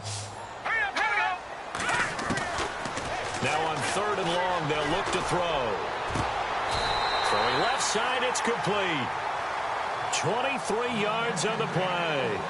That's the number 2 receiver in the NFL in terms of yardage. And tell you what, a few more plays like that, he won't be number 2 for long. Well, that's what often happens when you have competitors running around the field. These guys know where they stand in relationship to yardage, totals, numbers, the whole deal. And let's face it, all of them, they all want to be number 1. And he'll toss this one incomplete. Seeing no options, he throws it away. What's the old adage? Be quick, but don't hurry. Well, that went right out the window there. He was hurried, harassed. That ball had to be gotten rid of, otherwise he was going to get sacked.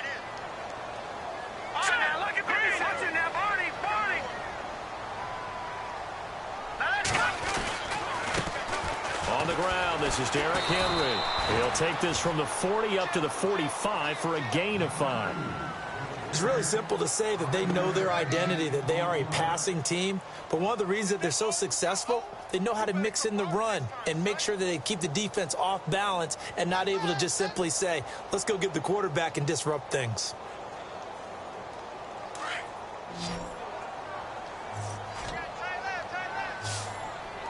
Let's go. Green, 39. Green. Out of the gun now on 3rd down. Well, he's caught on the sideline, but he's not going to have a first down. They say he was out of bounds.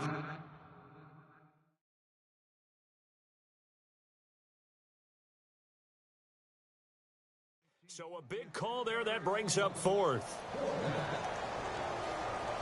The Falcons send out their punter as he's on to punt for the first time this afternoon.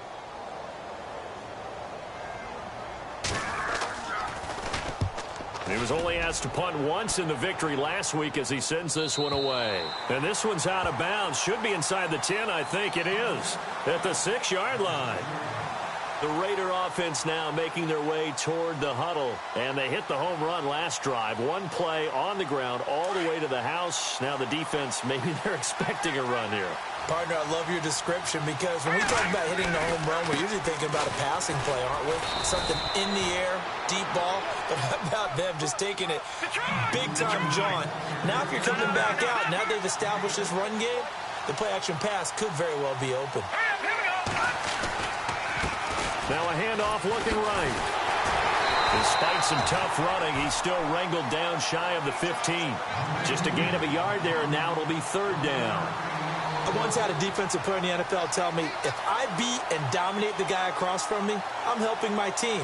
Well, winning one-on-one battles is always a part of the game, but when you have good team defense, as we just saw there, one broken tackle, but he didn't get away because the rest of the guys arrived to put him on the ground.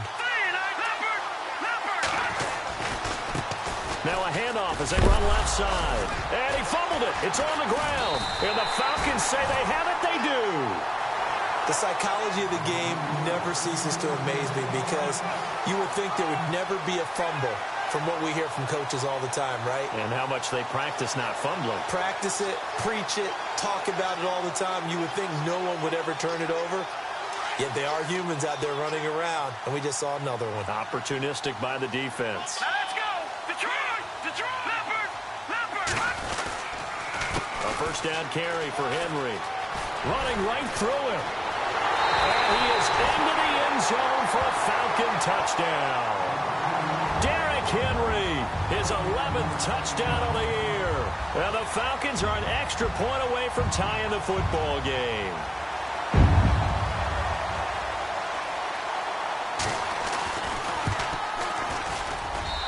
It's good, and we're all tied at 7 apiece.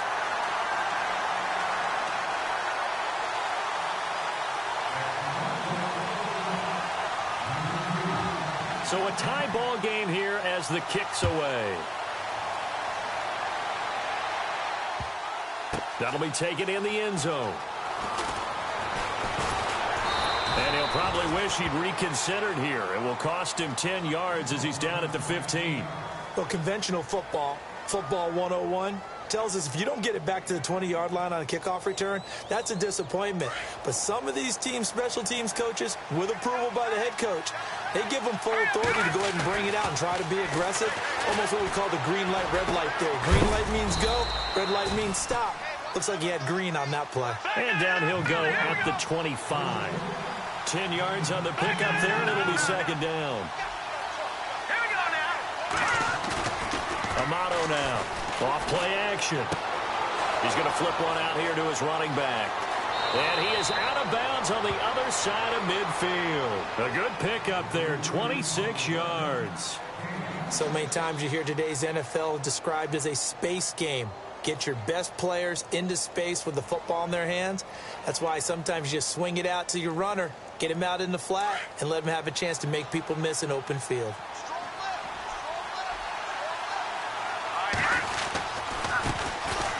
They'll run with Davis.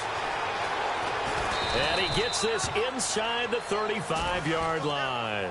Now it looks like we've got a Raider here, slow to get up.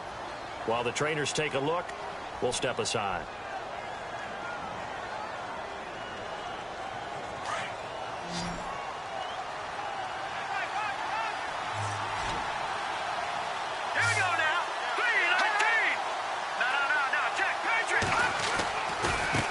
Now they try the right side here. And a 5-yard gain as he's down inside the 30 to the 28-yard line.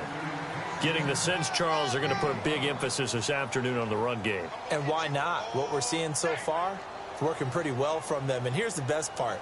We always talk about the best performers do their job when the lights come on. I think he likes natural light best. They'll drop the throw. He rifles one that's intercepted. Picked off at the 15. And a big turnover there as his guys will get the football back.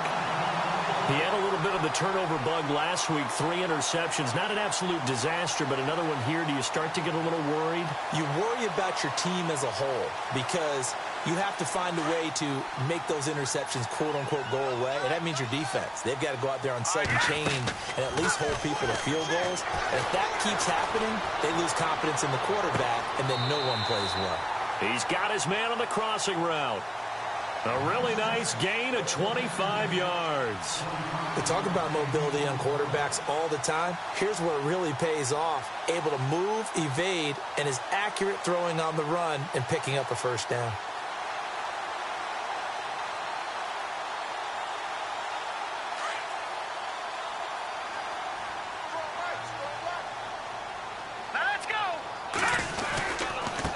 Again to Henry.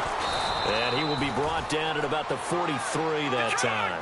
Give him a couple on the carry there. 2nd and 8. Well, he's looking for some running room, and there wasn't a whole lot of it there on that play. I think he was lucky to get a couple of yards out of it. Because those defenders, they were rallying to the football pretty quickly. On 2nd down, here's Henry. Oh, he's got some breathing room. Derrick Henry all alone. And he takes it all the way down to the 3.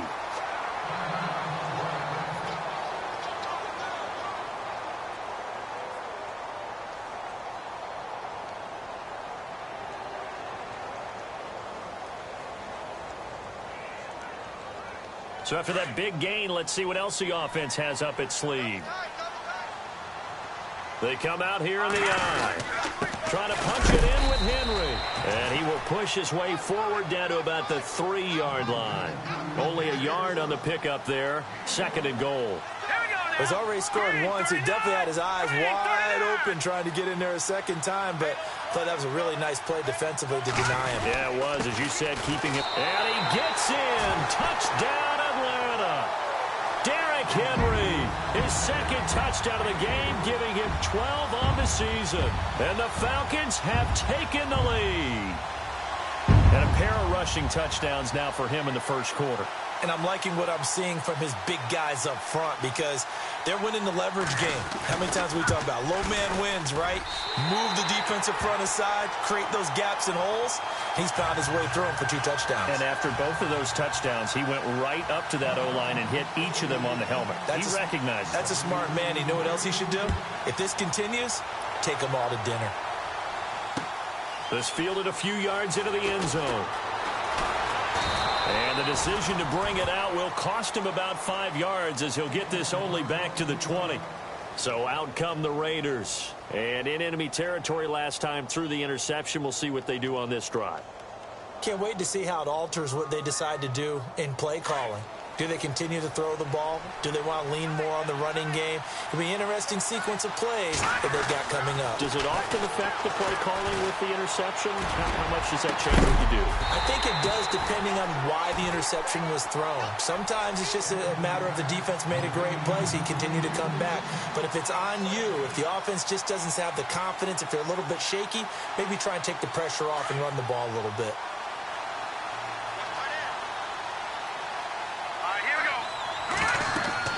Set to throw is Amato. Going to throw again. Now they set up the screen. That's complete. And he's able to get up here to the 26. Give him 6 on the screen, but now it's 3rd down.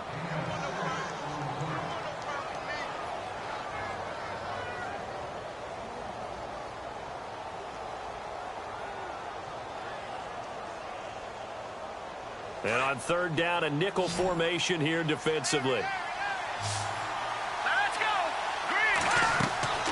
Now back to throw. They'll set up the screen with Davis. And he's going to be stopped dead in his tracks at the 22-yard line. It's a loss of a full 3 yards, and it brings up 4th down.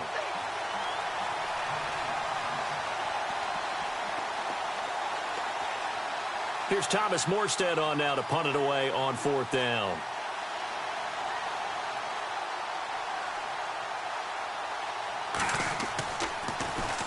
And just a single punt for him in the loss last week as he sends this one away.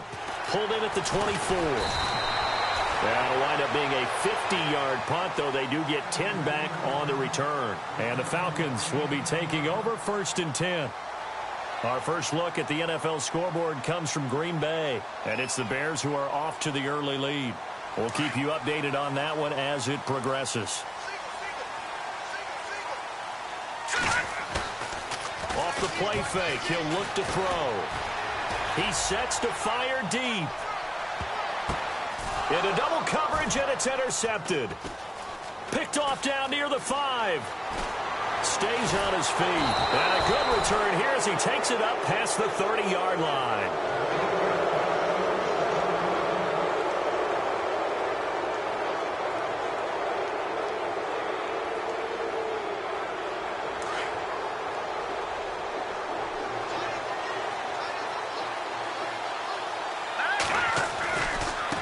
Here's Davis now. And he'll lose yardage here, going down back at the 28. A loss of a full 3 yards, and now it's 2nd down. That goes down as a loss against his rushing stats. But really, should he have to absorb that one? He had no chance on that play before they overwhelmed him. Pretty much on top of him before he can take his first step. And he can't find a receiver, and he's brought down. Takk McKinley in there to drop him for his 5th sack of the year. Well, it was 2nd long. Now it's 3rd and even longer. They're going in the wrong direction here. Because they're moving them exactly the way they want to, but you're exactly right. Definitely going in the wrong direction for the offensive guys. Need something from deep in the bag of tricks here. After 1st and 2nd down went backwards, it's 3rd and very long. Here's Amato operating from the gun. Into heavy traffic, and it's intercepted. Picked up by DeMonte Kazin, and his guys are going to take over at the 39-yard line. When a team's turned it over 3 times in the first half, we just look at the offense and say, guys, what are you doing? But instead, we really should be looking at the defense. They've created the takeaways. 2 interceptions, 1 caused fumble. They played awfully well swarming to the ball here in the first half. And brought down, but not before they're inside the 25. And a nice carry there of 15 yards. Boy, where would these guys be without his performance on the ground? That puts him over 100 yards now for the afternoon, and I tell you, he seems to be getting stronger as the day goes along. Oh, a battle for it here, and this will be caught. And a nice gain of 21 yards. I know I spent a lot of time talking about how tight ends in a lot of cases now are pumped up wide receivers, but they're still big people. He used that frame right there to absorb a really big hit on him and held on to the ball. And the D not yielding much there. He's only going to get a yard to about the 2.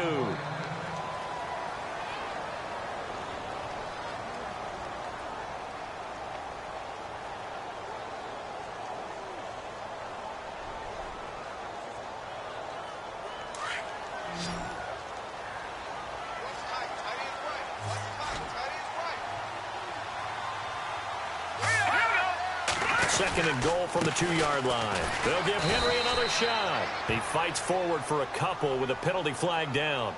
And the linemen, they're already walking back. So on the big tight end, holding. Each and every year, we talk about very few tight ends coming into the league that are polished blockers or asked to do it a lot in college. So it's a constant struggle and a constant fight to learn how to do it without holding.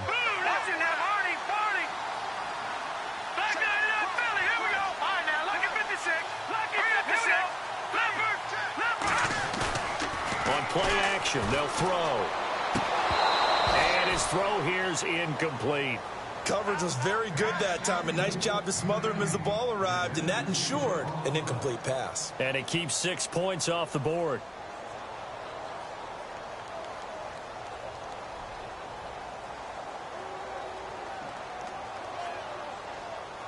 An extra defensive back on the field here for 3rd and goal.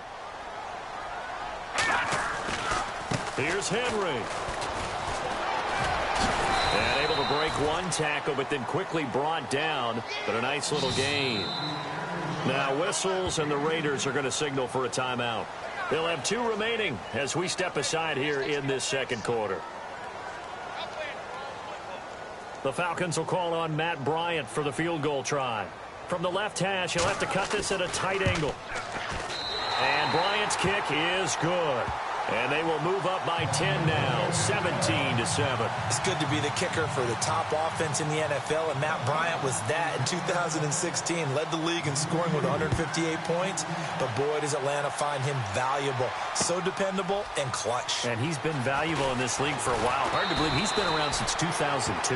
And he will be brought down here at about the 17-yard line.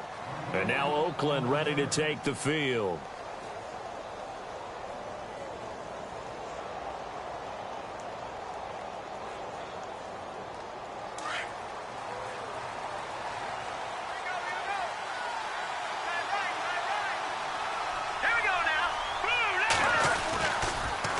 Now they'll run it on the toss. And the second wave of tacklers is going to get him as they stop him behind the line. That's going to go as a loss of a yard, and it'll be second down. Well, with the kind of half he's had, I think we can forgive him that run. Blitz coming, and down he goes. Okay, you know my bias is about to come out here. A lot of people think that the offense is just moving in the wrong direction. I'd say this is pushing them back. Former defensive guy. Now, as a quarterback, third and long, you really got to rally the troops here, don't you? Yeah, you do in a big way, and what else do you have to look out for? More pressure coming at you because it seems to be working pretty well. The Raiders on third down. 0 for 3 to this point. They could use a conversion. This will be 3rd and 15.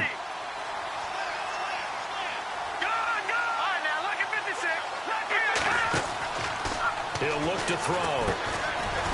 And a quick throw here, that's complete. And he'll lose yardage here. Back at the 11, he goes down. Call it a loss of 2 on the play. And that's going to make it 4th down.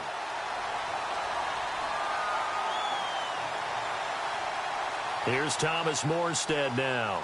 On for his second punt. He'd take a repeat of his first. And here's a very low-line drive, almost whiffed on it. Now a fair catch called for and taken here, and that'll set up his guys in great field position. Atlanta now coming out on the field. And they had 3 points last time, but they didn't want 3 points because they were well within range of scoring a touchdown. We'll see if they can do better now. I'm with you on that one. Let's just go ahead and be frank about the whole thing. The only one happy about the 3-point? The kicker. Exactly. He put it through the post. That's going to help him at contract time. But that offense, they're thinking, let's get in the end zone this time. I don't know if that helped him at contract time. You could have kicked that one through. I don't know about that. I don't know about that. Super toe. He's going to wind up and air it out. It's caught at the 10. An excellent pickup at 34 yards. A nice job there, Charles. They picked up the blitz, were able to complete the pass. That had the total feel of a quarterback in control. Red blitz, got him into the right protection scheme, so he doesn't get hit back there. He's got a chance to step up with supreme confidence and deliver it downfield for a nice completion. Okay, no score on that play, but this guy's been... And he will take it in for a Falcon touchdown. Derrick Henry on his way to a monster game. 3 first-half touchdowns. And the Falcons will add on to their lead.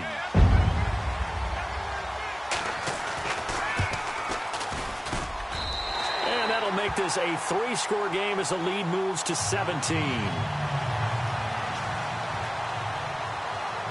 Now here's Bryant to kick it away. That'll be taken in the end zone. And he will be brought down here at about the 17-yard line. And now Oakland ready to take the field. And on the last go-around, they really couldn't get anything going. They had to punt from deep inside their own territory, which means you're going to lose the field position battle as a general rule. What they're looking for now is a little more consistency, move the ball at least a few times on offense, get a couple of first downs, and hopefully flip the field. Yeah, just something to build off of. That's what they're looking for here. On the crossing route, he hits his man, Amari Cooper. Give him 12 yards that time and an Oakland first down. Well, they brought the pressure, and that meant man coverage behind him, so he's still able to complete the pass. Even as he took the hit, and that's what you have to do, because I was just talking with a coach the other day, and he said, look, it's not always going to be pretty back there. You're going to have to give me completions. Even when you're taking some hits, sometimes you have to be your own blitz control, for lack of a better term. Got to make completions, step up, and make those throws, and he did that.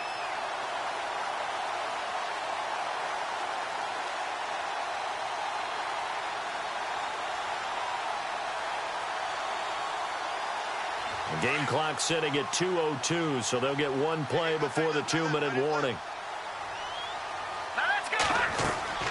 Amato throwing again on 2nd and 10. Now they go screen. It's complete. And he'll get it up near the 35, right at the 34 here. 1:57 to go in this first half. We're back to Atlanta right after this timeout. The Raiders on 3rd down. Not good. 0 for 4 thus far. This is 3rd and 4. Now Amato from the gun. He'll throw. Looking left side, and it's complete. And able to pick up the first across midfield to the 47. They've got another first down. The Raider passing game clicking on all cylinders right now. Back to throw here. Flushed out right. And he'll be taken down, but not before getting this inside the 30. Able to find a lot of empty space there, picking up the first down at a 21-yard gain. They'll run it now out of the gun. Whoosh. And he takes it down to the 10-yard line. Another nice gain, 16 yards there, and a first down again. I think they like this drive a little bit better there, partner. Running game helping out, picking up some of the slack. Because remember, the last drive, they went 3 and out. 2 big plays in succession. Not sure this D knows what hit him, but now they got to get ready. It's 1st and goal. And to give this time to the tailback. And he's swallowed up right near the line of scrimmage. No gain on the play that time, and it sets up 2nd and goal.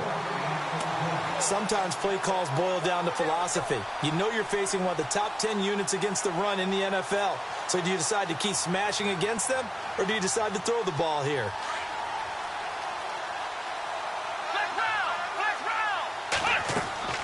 Now the backup Boykin, his first throw. They'll try and set up the screen. It's complete.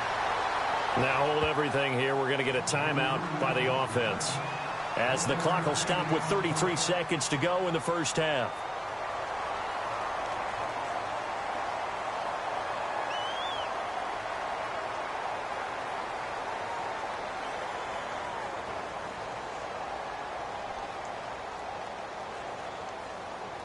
The offense on 3rd down, just 1 for 5 to this point. They're looking at a 3rd and goal here.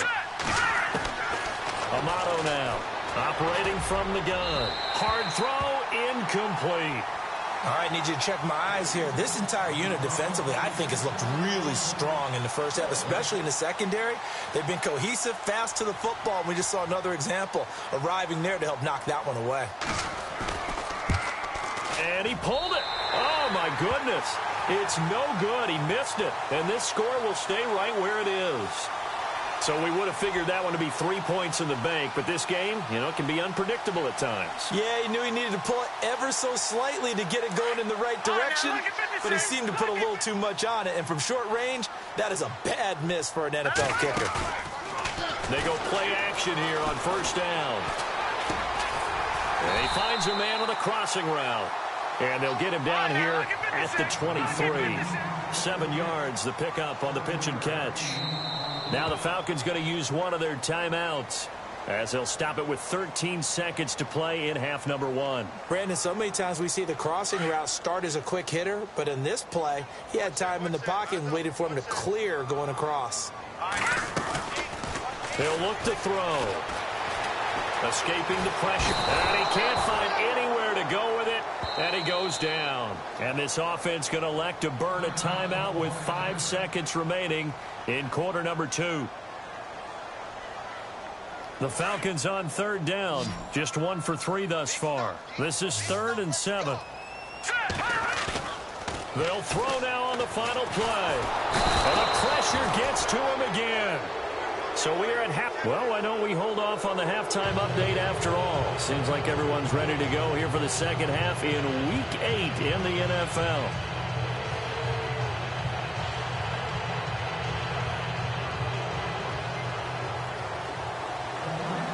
So both teams have their marching orders, and we'll get going again here in quarter number 3. This fielded a few yards into the end zone. And he's able to get it across the 20, but not by much, as he's marked down at the 21-yard line. Now the Falcons offense, they get ready to head back out here. This is sort of what you would call a put-away drive, isn't it? I mean, they score here, especially a touchdown. It's almost out of reach. It certainly feels that way, and I think that they're going to call their plays accordingly, because what you really want to do, even though you know the scoreboard is still up there and the game's going to go on, in fact, you can take the spirit away from another team, that their drive and will to come back and win can be taken with another score right here. Still third quarter, and he fires one that's intercepted. Picked off by Obi Melifonwu. And he takes this one back into the end zone, and the Raider defense delivers a score. Did I just see what I thought I saw? Did I just see what I thought? That had to be. Come on, say it for me. Say it for me. Who picked up that pass? The free safety. Oh, you got to have those great skills back there. Eyes, anticipation, great hands. And, of course, how about the fluid moves afterwards to take it all the way to the house? Sounds like you're watching your old game film up here in your head. Yeah, that's the dream I had of being that player. I just never was. They'll try and run it up the middle. And they will stop him after a fairly minimal pickup.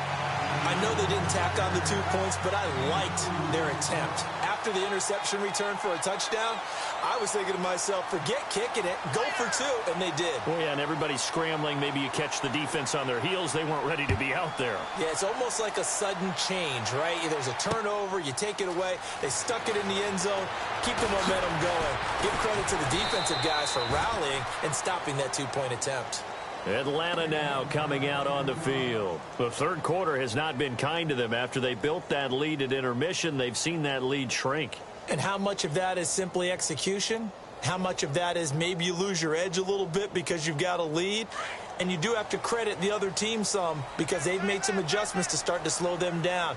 Can they find those counters now, those extra plays or plays they haven't run that'll be effective and get them back moving again? They'll be looking for something here, anything to seize that momentum back. They'll set up to throw. Eluding the pressure right. And got his man complete. And he's taken down, but not before he gets this into enemy territory across the 40. A gain of 39 that time. All right, here we go. Leopard! Leopard! Leopard! Leopard! Leopard! Leopard! Set! Gun! Gun! Gun! Gun! They're going to look to throw.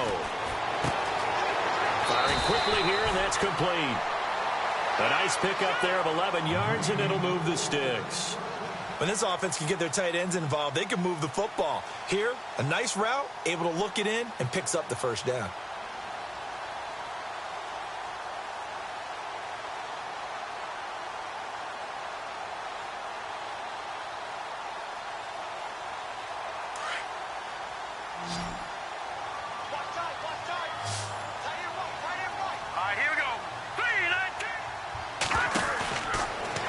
First down, he'll drop to throw it.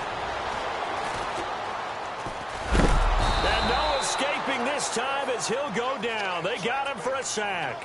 Ben Heaney in there to bury him for a loss of 11. Let's go! Detroit! Detroit! Now a shotgun snap as they'll look to throw. Under pressure again, and down he goes again.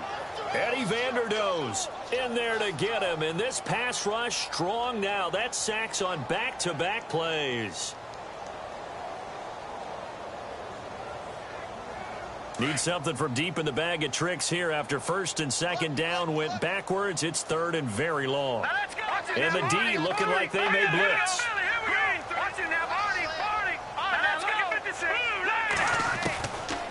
Back to throw. He's going to look deep down the field. A swing pass caught. They're able to convert on third down, and that sets up a first and goal. I know they had good coverage downfield, but you have to wonder, on third and long like that, how does that happen, that they can get that far downfield and complete a pass?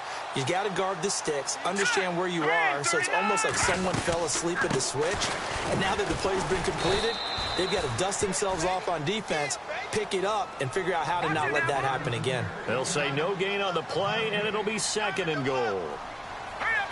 And from the 3 now, it's second and goal.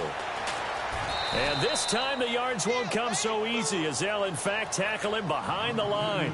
They'll lose a yard, and it brings up third.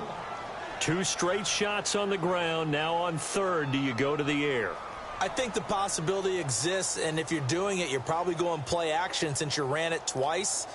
But I often think that second down is a time you go play action and throw the ball. I say commit to the run and think about it being 4-down territory. They'll look to throw on third and goal. And it'll be intercepted. Picked up by Carl Joseph. And a big turnover there as his guys will get the football back. First possession of the third quarter, an interception, so maybe a second-half tone setter. Indeed, and not the tone they wanted to set. That's the equivalent of running out the wrong door and running into your pool instead of running out onto the field. A real dud for that. Has that happened to you before? No, but I've heard stories about teams actually doing that back in the good old days. 3 yards on the pickup there, and it'll be second down. Defenses always talk about earning the right to rush the passer on third down. And you know what offenses want? Win first down so they can set things up for themselves better. And that wasn't helpful there. Not a big impact on first down. And they'll lose a yard that time, and that's going to lead to a third down.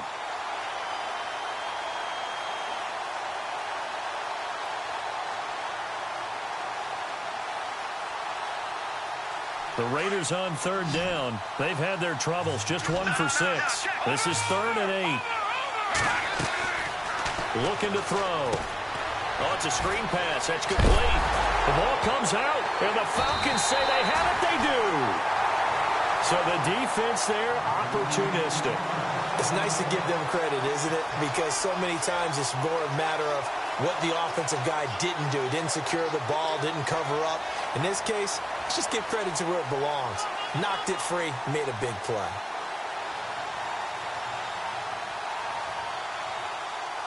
And a great spot to start this drive from here.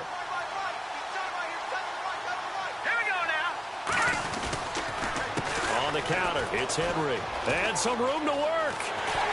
And now running right through it. And they do get him down, but not before he reaches the 4-yard line. Good yardage as he rumbles for 24 and a first. Watch him now, Barney. Here we go now. They'll try and run for it with Henry. And he gets halfway home from the 4 down to the 2-yard line. Well, they made the play there, and I'll guarantee you their coaches and the other players are screaming at them about their pride.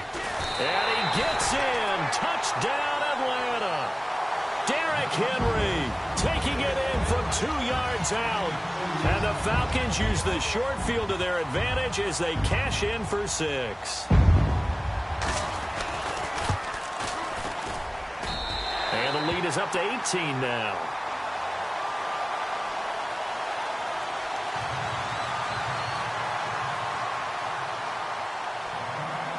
Now here's Bryant to kick it away. That's fielded in the end zone.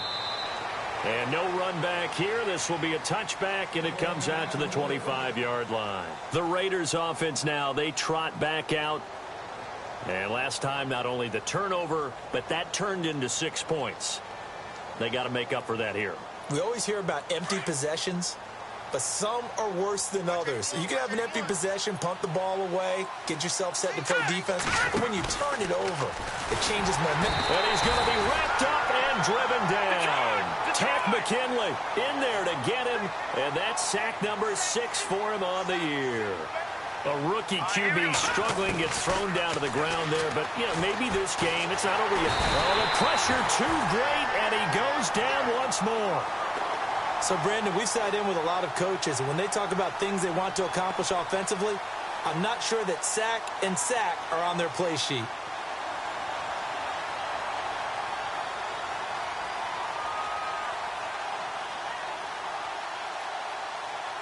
Need something from deep in the bag of tricks here after first and second down went backwards. It's third and very long. All right, here we go. Watch him now, Barney. Set to throw is Amato. From the gun, he'll throw. And he couldn't hang on to it through the contact. Incomplete. And attempted a deep ball there. They didn't get it. But, boy, they're going to need a few of those to actually hit in order to get back into this game. Good thing they do have a little bit of time here still left in the contest. Decent-sized deficit, but not one that they can't manage. On the NFL scoreboard, third quarter now in Lambeau. And that one is now a 2-touchdown lead for the Packers. Remember to keep an eye on the ticker, of course, at the bottom of your screen for updates on that game and others around the NFL. It'll wind up being a net of 41. 9-yard return, 50 on the punt. And out will come the offense as they take over. Here comes the Atlanta offense now ready to take over here. And for them, a touchdown their last go-around. Obviously, they'll be hoping to do that again. And when you start plotting for this drive, when you start thinking to yourself, okay, what are we going to do? You don't go away from what you did before because that worked, but you have to be prepared for wrinkles and counters because you know they'll make some adjustments. Flush to his right, and he just gets rid of it, throws it away. A wise move there, looked like nobody open, now second down. I hope I don't sound too rah-rah on that one, but that's the exact right throw. Either your receiver gets it or no one gets it. Give him a lot of credit for being really precise with it. Got rid of it. No one got it. Henry will get it. He's been busy today. And he's going to get this down to the 35-yard line. That's good for 21 yards and a first down. Dance class, anyone? Did you see the steps between the quarterback and the running back on that counter play? That's what you need for a good counter. You have to have it because you're setting up your blocking. There's a timing element as well, but they have to marry up their steps. Otherwise, that timing gets thrown out the window. Timing was great there and a big run. The completion good for 3, and it's second down. When you see zone defense and you know you've got a drag route on as your primary call, you got to be really careful as a passer about how far you let your guy go because he might wander into some tough coverage. They'll look to throw. This will be caught inside the 10. And he will be taken down, but a big pickup there on what's going to be the final play of the third quarter.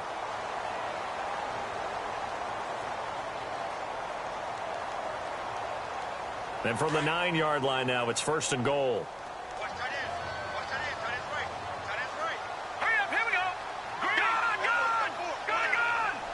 And he goes in motion here in the backfield.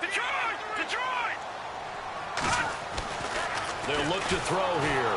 No, bottled up. Fumble. It's out. It's loose. And the Raiders have recovered. Often on fumbles, you look at the guy who coughed it up and say, geez, what did he do? But, hey, let's tip the cap to the defense here. Not a problem at all, my man. I'm not even going to tip it. I'm going to doff my cap to him. Congratulations. Big-time play. Knocking it free and creating something good for your team.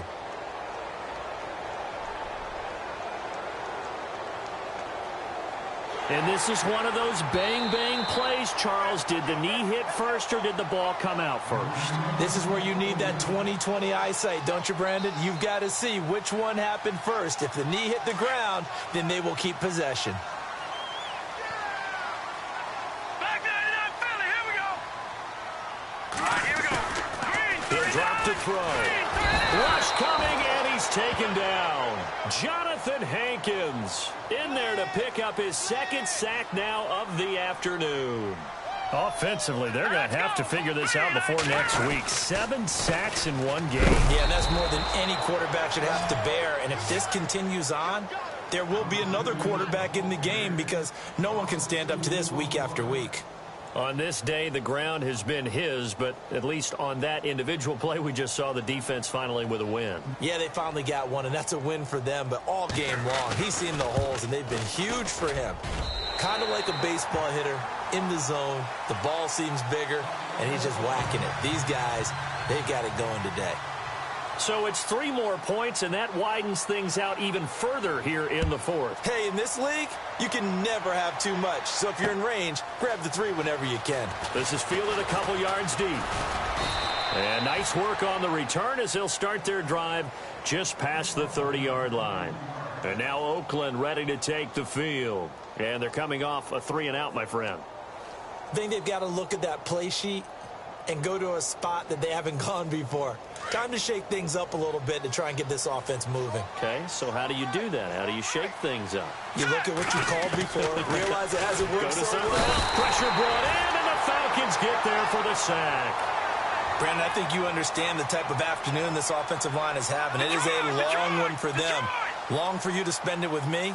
Long for them trying to block those guys. They've given up a whole lot of sacks, and the speed and quickness of that defensive line is eating them alive. Out to the flat. That's complete to his running back. Solid gain of 18 and a Raider first down.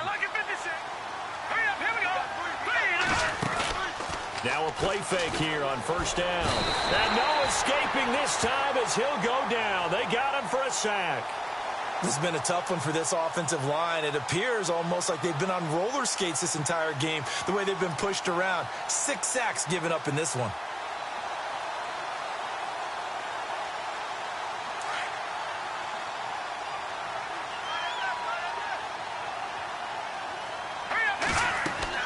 Here's Amato looking to throw on second down.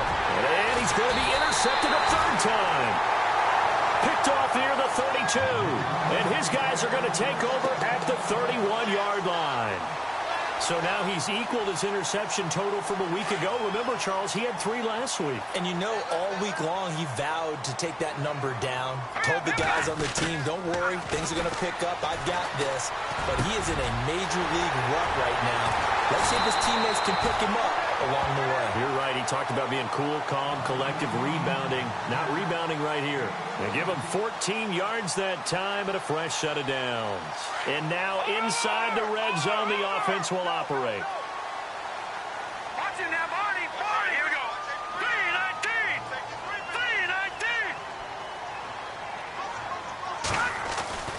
3-19. They'll look to throw now on first down. He's just going to dump this one off to his fullback out of the backfield. It's a good gain of 11, sets him up first and goal. Now, that's often a surprise for the defensive guys when they see the big fella slide out of the backfield and catch the ball. Not something they usually go over in practice very often.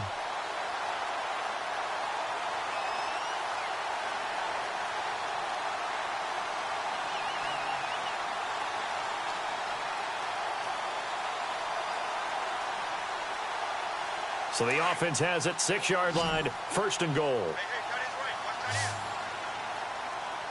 right, here we go. They'll set up a throw. This will be caught at about the 6. And he'll be brought down right on the edge of the goal line at about the 1-yard line. That'll bring up second and goal after the gain of 5. Looked like the screen pass was taken away there, and that was a nice job of improvising, but it's not normal. And his pass is intercepted for the 4th time today. Picked off down near the 5.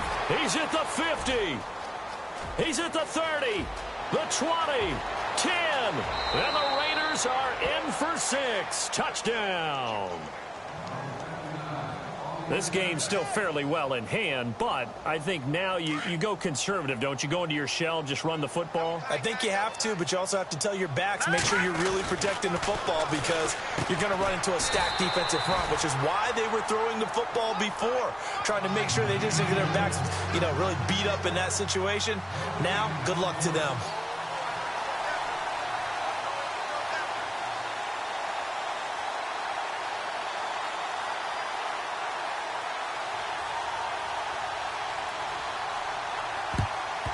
And a good job here by the Falcons, their hands team, able to recover it. Well, 4th quarter, they felt like they needed the football back. Unfortunately, they couldn't get it. And I know we brought analytics into the game, and someone has said here that the data says that when a team's expecting an onside kick, 80% of the time, the team expecting it, they do actually recover the ball, which is what we saw here. I just wonder if that number is much more of a anecdotal type of a number, kind of like when the coaches tell us, well, when you score on special teams, 93% of the time you win the game. I'm still waiting to see that number is empirical.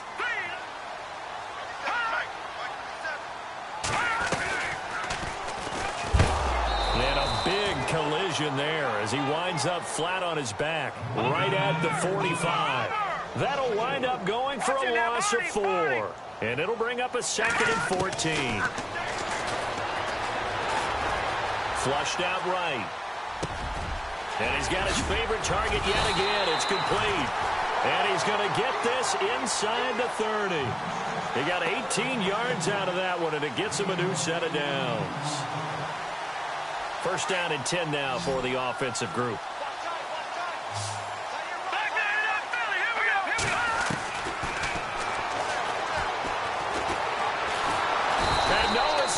holding this time as he'll go down. They got him for a sack. The amount of sacks that they've absorbed in this game is absolutely extraordinary. Let's just face it. This offensive line, flat out, cannot handle this pass rush. It's been demonstrated time and time again. Escaping the pressure right. He's got his man on the crossing route. Time for a break. We'll come back and see this one out after this.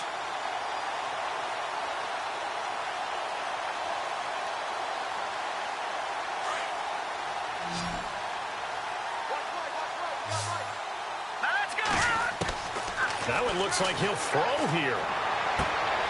And intercepted. Maybe the turning point they need. Picked off with great anticipation. He's at the 50, 30, 20, 10. And the Raiders are in for 6. Touchdown. Well, don't change that channel just yet. This one may have gotten a bit more interesting. Put down the remote, put down the clicker. This one looked like it was over. It looked like they were ready to seal the deal. But in doing so, by pitching it around a little bit, it cost them. We could have a great finish.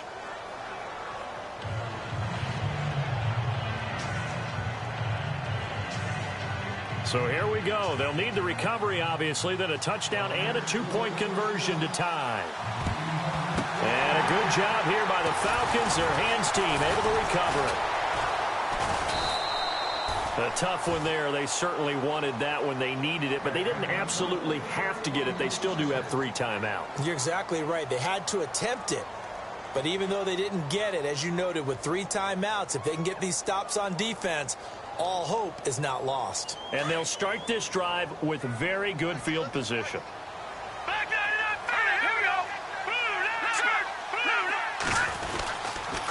Now a handoff to Henry. And little room to maneuver there. He gets it down to about the 39. Now whistles, and the Raiders are going to signal for a timeout. It's just their first. They've got 2 more to use here in the final stages.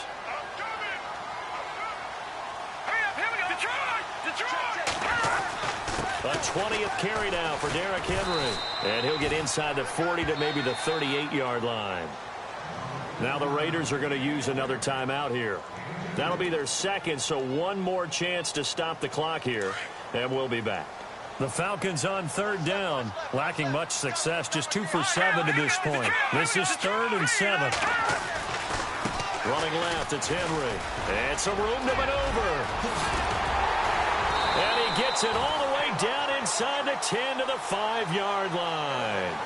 They're able to convert on 3rd down, and that sets up a 1st and goal. Do my eyes deceive me, or is he getting stronger as this game moves along? First seems just as good here in the 4th as it was way back in the 1st, doesn't it? I do believe someone put a lot of time in the offseason and continues to condition during the season in order to continue to carry the ball at this rate. Well, they tried to swing it out left into the flat, complete, but really nice open field tackling. And they played that one like a great boxer. They were on their toes on that one. They weren't back on their heels reacting to the play. No, they saw it, came right for it, and made a nice tackle for lost yardage. They'll try the right side with Henry. And he's across for the touchdown. And in the final minute, that should just about seal it. And for them, this train, it just keeps rolling, doesn't it? Well on their way to yet another victory. Yeah, it's almost a runaway, isn't it? And you just wonder how anyone could stop this. They got full momentum going, full confidence going. But it's not just their own confidence that's leading them. It's the lack of confidence against their opponents now, because they see them coming and think, we've got no shot to beat this team.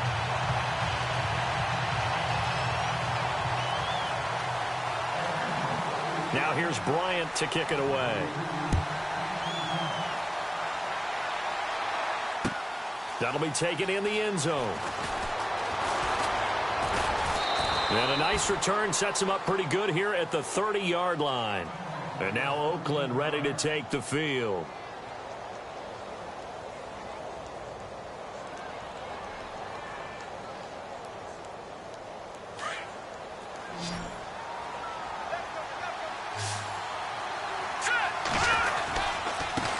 And now here's a carry heading left. Looking for a cutback lane, but nothing there as he's met at the line of scrimmage. No gain on the play there. 2nd down. Amato to throw on second down. He's going to let it. He's got a man. Complete. And he takes this one all the way across midfield into enemy territory down to the 40-yard line. Now a handoff as they run left side. And the reinforcements come in as they're going to stop him behind the line. And now here comes their final timeout as they take it with 8 ticks remaining.